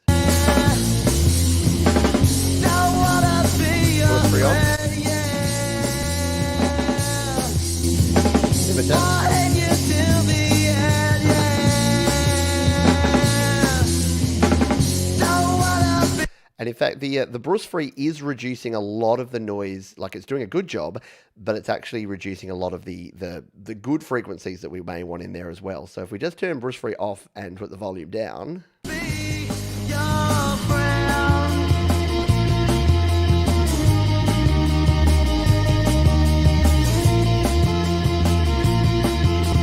Yeah, there you go.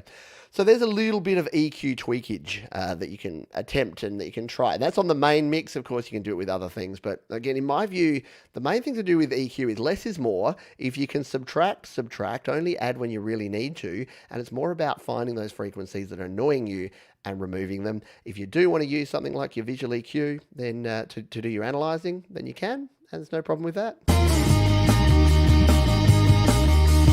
Don't get stressed out. And in fact, that's a cool thing, because if let's just say that we were going nuts with this, okay, the only problem I have here with this is that I always seem to have two things selected at once. It's a little bit hard to control your selection. But let's just say that we brought this all the way down like this, and we rolled off a whole heap of low end on this.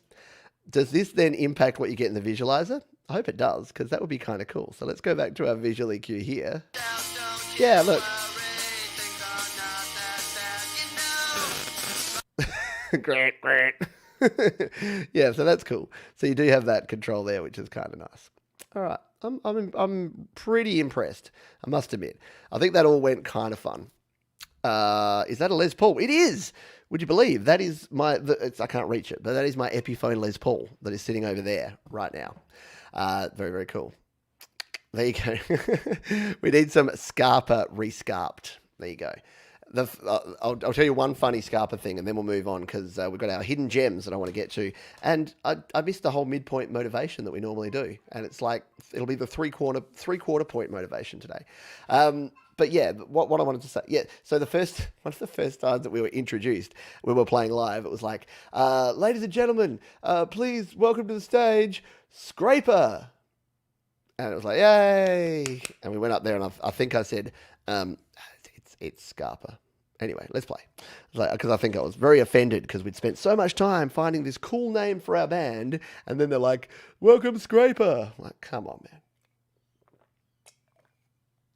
But scraper is probably a more common word than scarpa. Scarpa, by the way, the dictionary definition of scarpa means to depart with haste or to run away. So that's where we got the name Scarpa. Oh, righty. Let's continue on, shall we? And bring up this one, and do that thing. So we got some midpoint motivation coming in super late here today, but that's okay. We're still going to talk about it. I wanted to talk about something today that I used to fall for, that I used to be really bad at, and it's cool. I call it CAS, K-A-S. You know what GAS is? Gear Acquisition Syndrome. I also think there's something called Knowledge Acquisition Syndrome. And I know this is a little bit of a tough pill to swallow for some people, and it was for me.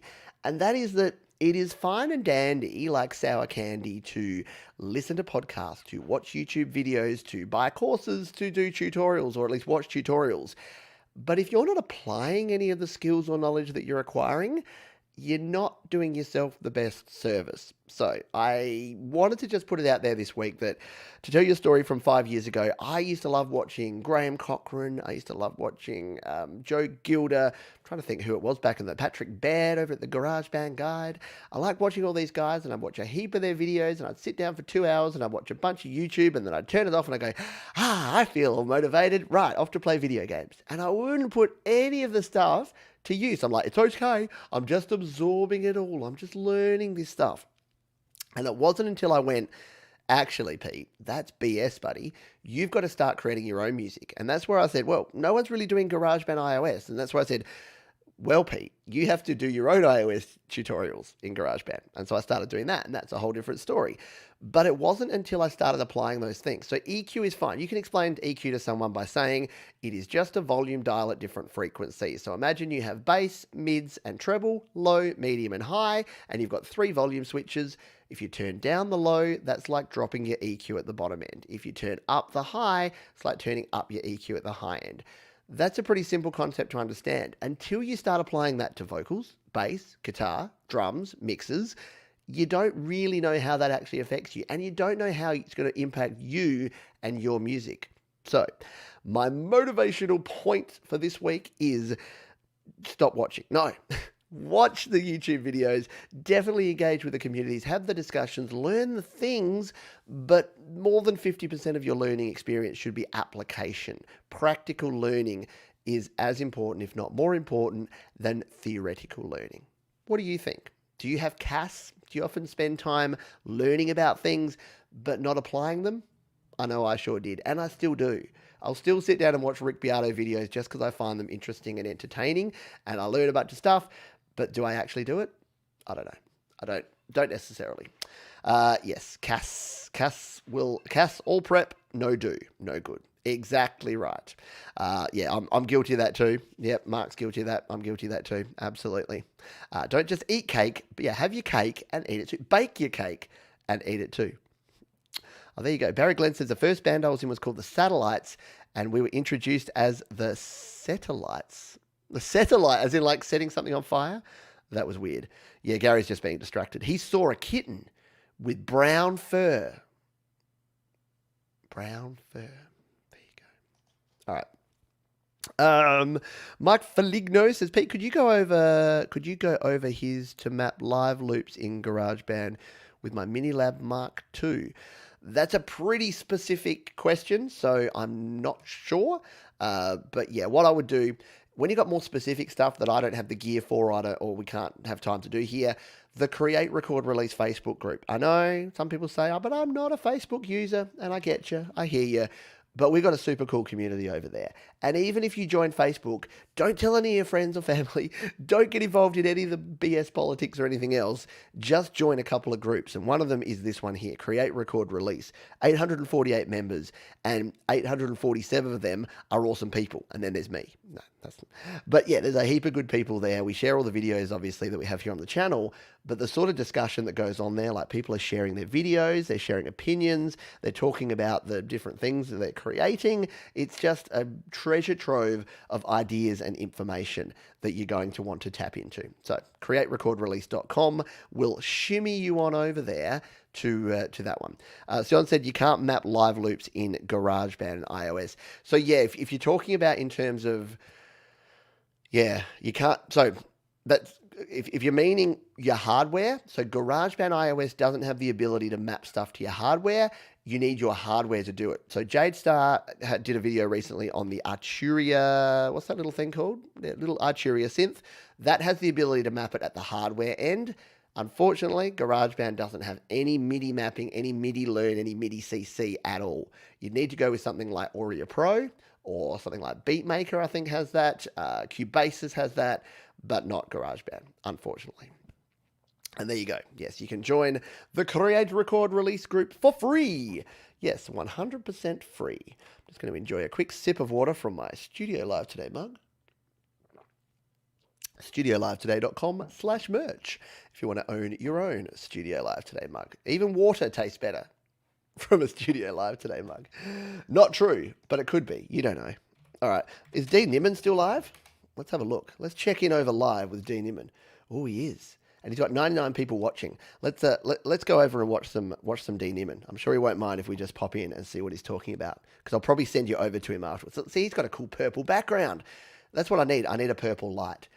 Let's give him a like there. There you go. Look, 108 people watching him over there. See, this is why I'm such a bad live streamer, because I'm halfway through my show and I'm telling you about another better show happening.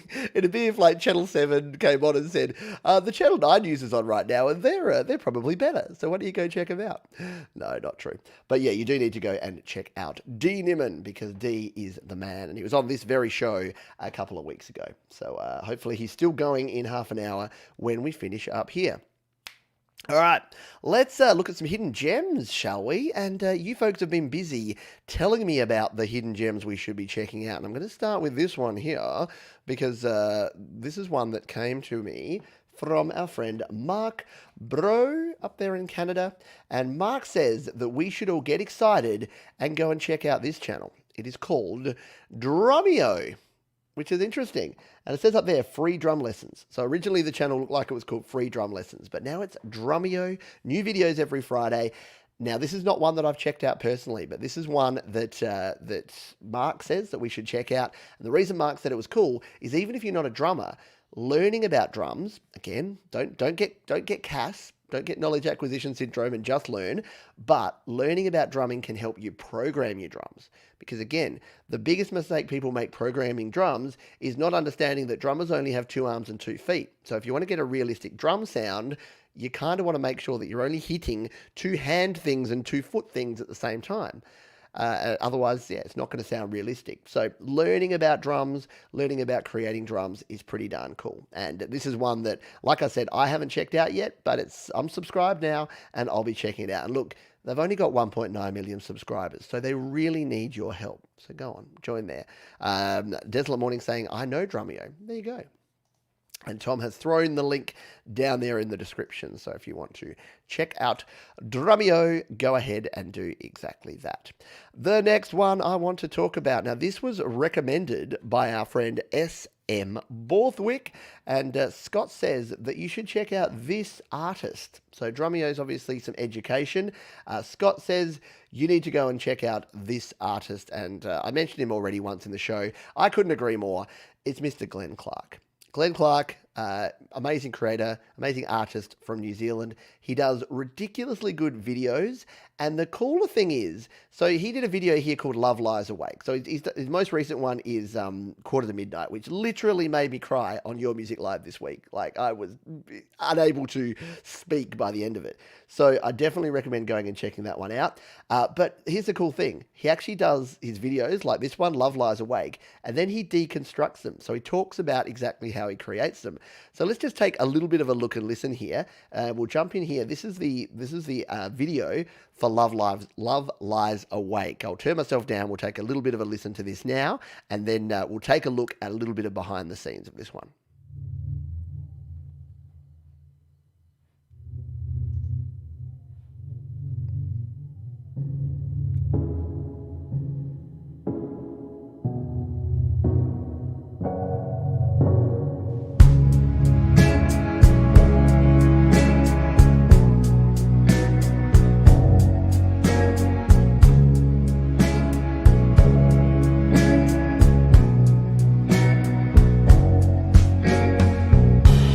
Love lies awake, plotting your downfall, laying a trap for your heart. I love it. It's like Gotcha meets Nick Cave meets I don't know what, but it's so cool.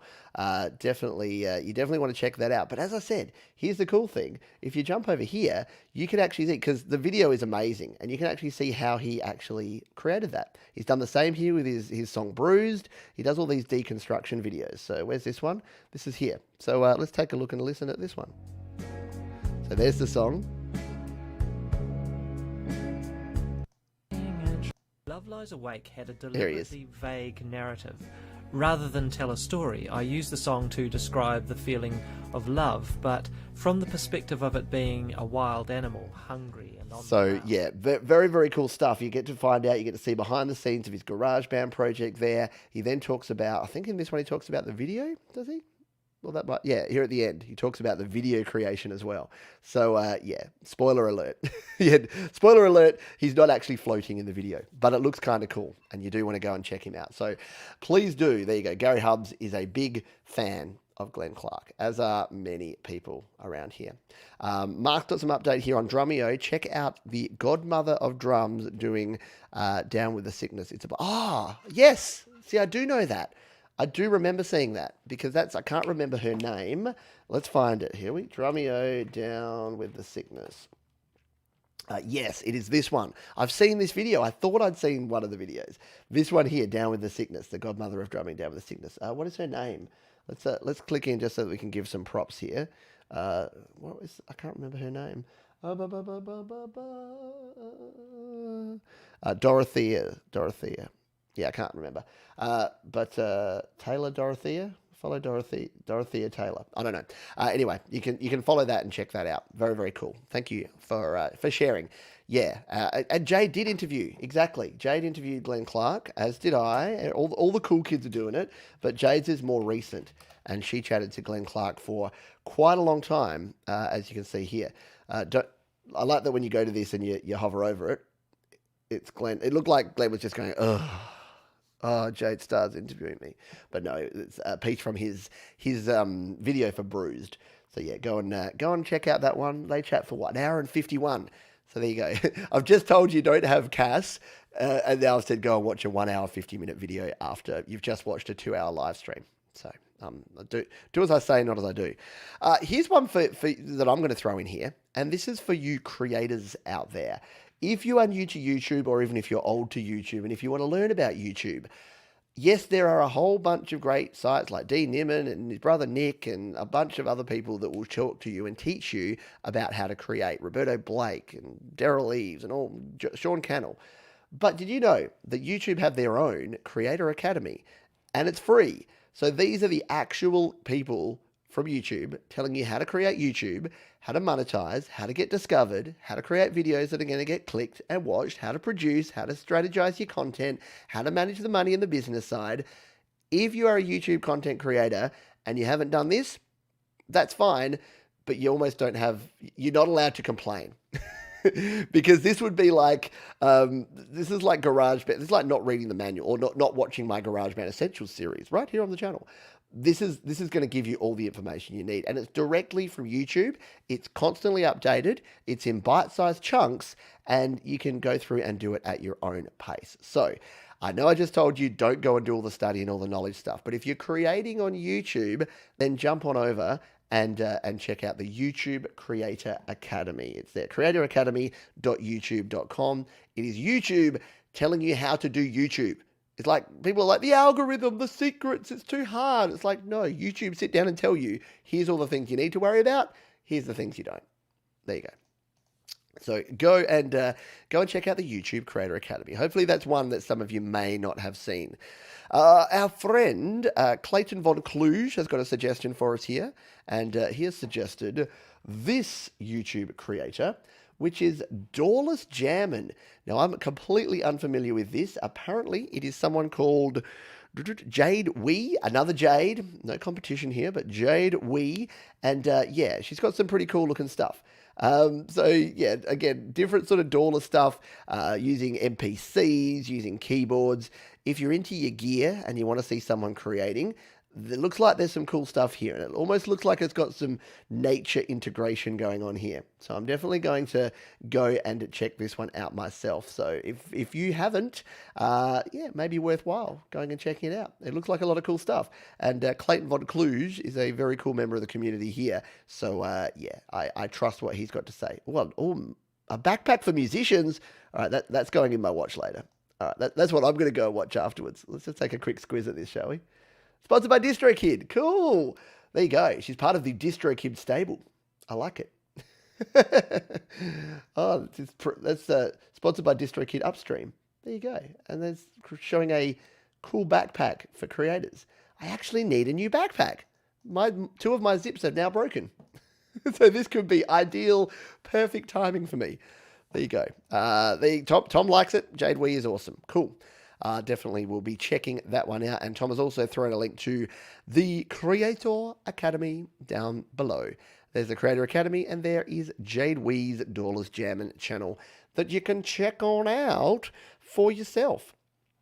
Now, our friend Ed Z is someone who I trust, and he has put me onto Dr. B. I love my music theory, and I watch a bit of Rick Beato, but to be honest, Rick just grinds my gears sometimes. I want someone a little bit more low-key.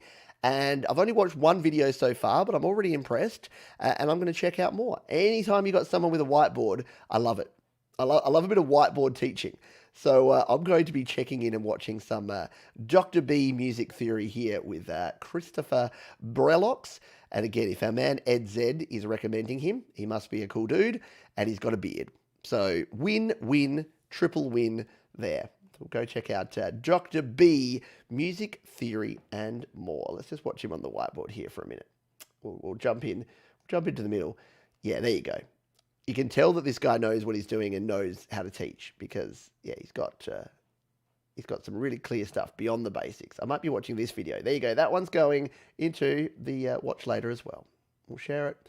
We'll put it into... I keep not knowing how to put this into my watch later. That's all right. I'll have to try and remember it. There you go. Tom's got the Dr. B music theory down there as well. We've got one more, do we? Or is that all of them? That may be the lot. Look, most of you already know this, but if you haven't, I think one of the most delightful music YouTube. This is an example of how to be a music YouTuber and a gentleman at the same time. And of course, it's our main man, Warren Hewitt. So produce like a pro, Mr. Warren Hewitt. He's the nicest dude. He does shred on his guitar a bit too much. Every time he picks up a guitar, he can't help but shred. So, there's one strike against him, but everything else he does is super cool. So the last one here, as you can see, he does his Fact Friday, where he answers a lot of questions. I need his background. Jade, we need to try and grab Warren Hewitt's background for our next chat. But yeah, you can see here he does a bunch of these Fact Fridays. He's always talking. He did a series, one of my favorite ones. I'll see if I can find it. Produce like a pro, Foo Fighters. He actually spoke to the producer. Here we go. Inside Everlong. If you wanted to learn Inside My Hero, Inside the Mix of the Color and the Shape, This one here was like the whole album. The color and the shape is probably my favorite Foo Fighters album. And he talks to the people that are actually the mix engineers that are actually mixing and mastering the music that you love. So I would definitely go and check that one out. If I were you, there he goes. Warren Hewitt, produce like a pro. I was going to say, does anyone have any? Russ has jumped in here. Says Junkie XL is a good YouTube channel. Film scores. Let's have a look at this one. Is it Junkie XL? Was he the Junkie XL? Did he produce that Elvis track that was a little less conversation, a little more action? Am I making that up? I'll subscribe to him now. So what does he do, Russ? Film scores. Well, maybe it's not the same dude. There you go. And look at this. Look, I love it when people have a really consistent thumbnail. You know what they're doing there. So there you go. If you're into your film scoring, then this looks like it could be a cool channel to explore. Junkie XL. Brad Example, welcome. I love Junkie XL because he did Superman. Did he? So, now, am I making this up? So, little less conversation. Elvis Presley. Was this Junkie XL? Junkie XL. Yeah, it was. So there. Okay. So I had no idea who he was. I just remember seeing that when that Elvis track was released, it was Elvis versus Junkie XL versus JXL. So yeah, same dude. Same dude. Let me know. But yeah, well, if I love that track. So if he did that and he's doing this, then that's cool. All right. Where are we at? With 15 minutes to go. I'm just going to have a wee sip. Thank you for being here. This is one of my favorite parts of the week. Like, I get to discover things. I get to chat to you folks, and we just get to learn together and have a bit of fun, a bit of a wind down from the weekend. So I do appreciate you. Yep, same dude. There you go. I do appreciate you being here. There's Tom Rochelle throwing it down there. Tom said, I found a really cool one this week, Professor of Rock. Tell me about it through the week, and we'll make that next week. We'll put that on next week's show. We'll talk about anything. Because, yeah, if you do have ideas, by the way, you can always get in touch with me. Drop a comment on this one, and we'll circle back around. We'll do some more hidden gems next week, and we'll find that. Thank you, Ivan Idea. See, I wasn't going to get to do the joke today, but thanks to Ivan Idea, and thanks to people like you, thanks to my wonderful Patreons, thanks to those who support my channel, who use the gear guide, who buy the merch, I can keep the lights on around here. Otherwise, I look a bit washed out. It's a bit too dark around here, and they're going to close the doors on Studio Live Today Studios. But thanks to Ivan Idea and wonderful folks like you, we can keep the lights on. There you go. So thank you, my friend. Appreciate you. You do rock indeed. Indeed, Tom. You rock, Ivan. You rock the Casbah, my friend.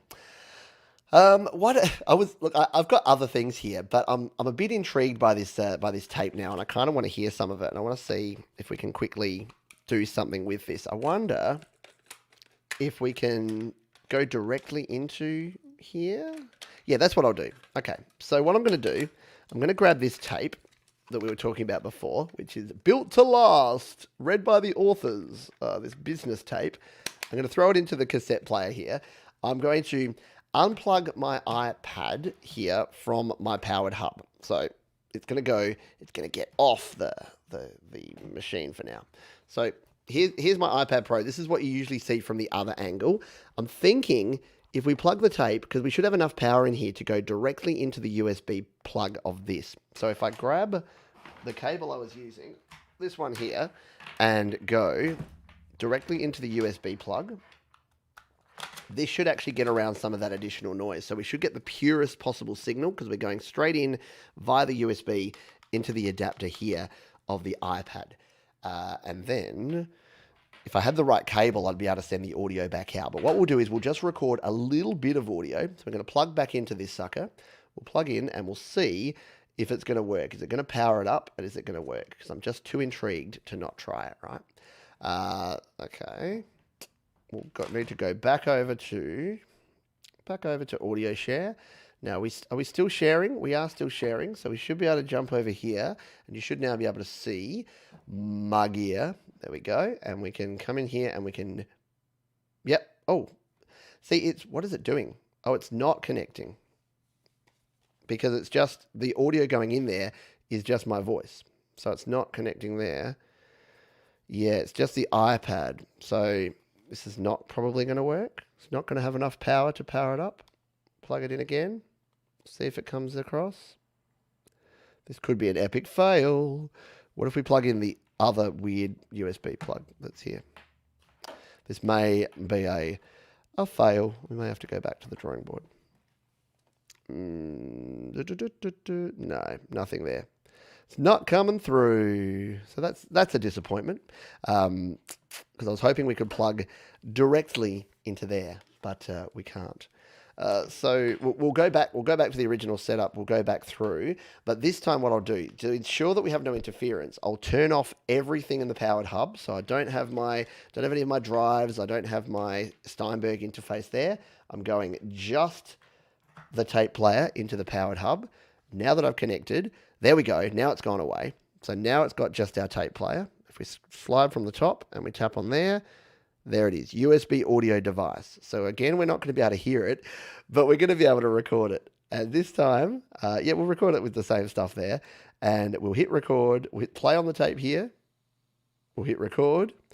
And I just want to see if we can actually record whatever is on this business book. This is going to be a risk. If you're watching the replay when I play this back afterwards and there's nothing on there, then you know that I've had to, oh no, I've played it on the wrong side of the tape. Oh, but it's auto-reversed. Oh, wow. Okay, I played the wrong side of the tape. It auto-reversed, and now it's going back the other way. And we'll see if it actually records anything. I'll get the little crappy earbuds that came with it and plug them in. Oh, it looks like we're getting sound. I'll plug these earbuds back in. It's working and it's sounding really good, and it's got awesome like 80s background music on it. So I want to capture a little bit of a sample here, and then we'll have a little bit of a play just to finish off the weekend. Ah, very cool. Hello to Synth Widow. Joe's dropped on in to say g'day. I hope you are doing well.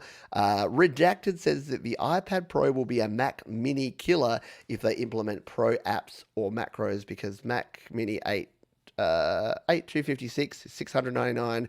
And the iPad Pro 8 128 is $749, but you get 128 interface. Yeah, that's a good point. I don't know. Yeah, it's interesting. It'll be interesting. Those lower level ones, lower level Mac Mini versus 11-inch iPad Pro. I think there'll be a lot of people that'll be really torn between which one they should go for, between the difference of those. Because yeah, you're right. With a Mac Mini, you do have to do that. Absolutely. So I'm nearly finished recording. We're back over here. And again, if you're just joining us, we're doing a quick little experiment where we're trying to get the best quality recording from this little USB tape player into our iPad Pro, just to see if we can sort of digitize some of these. And if I get this fully digitized, I'll put it up on another channel, and you can enjoy all of it, because I'm intrigued. I love listening to like self-help and business stuff and stuff from before. Like this has got to be pre-internet, yeah. What year is this? This has got to be like before, where is it? 1994. So what would the business advice be in 1994? This internet thing is just a fad. Don't listen to any of the pundits telling you to go on the internet. Maybe not. All right, let's come back over here. We'll hit stop on that recording. We'll hit stop on. Oh, doesn't that sound take you back? Listen to these sounds for a minute. Just that hard stop. We don't have anything that has hard stops anymore. All right, so here you go. You can see it's spoken word audio. Now, what I'll now need to do is unplug. So again, I'll show you, if you're not familiar, if I swipe down from the top corner there, and if we tap on here, this is telling us the device we're using at the moment. Now, it's plugged in through my powered USB hub. If I unplug it, it's going to go away. And now I can go back to my iPad, or the audio is going to come here through my my AirPlay. If I grab what I have unplugged, which is my Steinberg, which I can't find now. This could end well. And I've lost the power. Okay. I can't find the plug for my Steinberg, so what we are going to have to do is we will just go through the AirPlay, because we just want to hear this. It's going to be fine. So we'll redo this, and instead of going through that audio, we'll go through AirPlay, which will come through. Oh, it's monitoring. So it's coming through here. We need to go back to here, turn monitoring off, and now you won't hear me. So it's gone back to the standard microphone. So because we don't have anything plugged in, it's using the Mac Mini, it's using the microphone, it's sending the audio out here. So what I should be able to do now is press play on this and take a listen to some, actually we'll normalize it first. Normalize it to make it give it some volume. Let's see what the latest business advice is from 1994. Introduction. We believe every CEO, manager, and entrepreneur in the world should learn the lessons of Built to Last. So should every board member, consultant, investor, journalist, business student, and anyone else interested in the distinguishing characteristics of the world's most enduring and successful corporations. Yeah, so we still got quite a bit of that interference going on there, so it hasn't worked out. But man, like, yeah, I kind of want to listen to this just to torture myself. I'm a bit weird like that. Yeah, I think that could be fun. But yeah, it's definitely working. We just need to work out why it's doing those little interference bits. And like I said, I'm going to take this away, play with it, put it directly into my iPhone, see if we can get it powered up using a portable battery, because I think that may remove some of the power problems.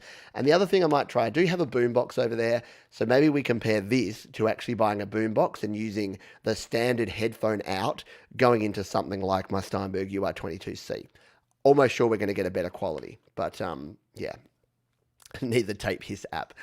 There you go. The Paul Simon tape, Russ, I do have. Where was that? It's still here. It's still here. It's still sealed, and it will remain sealed. I'll have to unseal that and play that live on a show in the future. Graceland, my favorite Paul Simon album, one of my favorite albums. I think I'm not too excited because I think it's actually one of the. We talked about this earlier in the show. I think it's one of the gas station bin type versions. So I don't think it's the original release. I think it's probably, well, almost definitely a re-release. Because yeah, the insert there looks kind of crappy, but we'll find out. It'll be fun to find out together when we go back and do that. Alrighty, that is pretty much going to do it. Yep, we're almost completely out of time here today. So I do thank you for being here. If you get some value out of this show and you're not already subscribed, hit the subscribe button. If you did enjoy it, press the thumbs up. That will definitely help out. And what I want, if you want to go and learn some more, because if you're a creator and you want to learn about creative things, let's see if we can go and crash his party. Because as I mentioned, D Nimmin is live. Let's just make sure he's still live now. Yep, he's still doing his doing his Q&A over here. So this is D Nimmin doing his Q&A. I want you to go over there. Let's see if you say Pete John sent me. And see if we can actually get him to comment on that. So there you go. There's the link. I've posted it down below, so you can jump over there if you're here on Twitch or if you're here on YouTube now and you want to continue the creative discussion. Yeah, jump on over there. I'm going to jump over there in 1 minute as well, and we can all go chat to D and see what's going down over on his Q&A show happening right now. Sorry, I thought that was just a little bit of fun. Thanks everyone for being here. Please be kind to yourselves through the week. Have a good one. Be kind to others as well, and keep creating. Keep doing what you're doing. And I'm going to go away and listen to some more cassettes apparently, because that's my new jam. Thanks everyone for being here. I'll see you real soon. Take care of yourselves. Bye for now.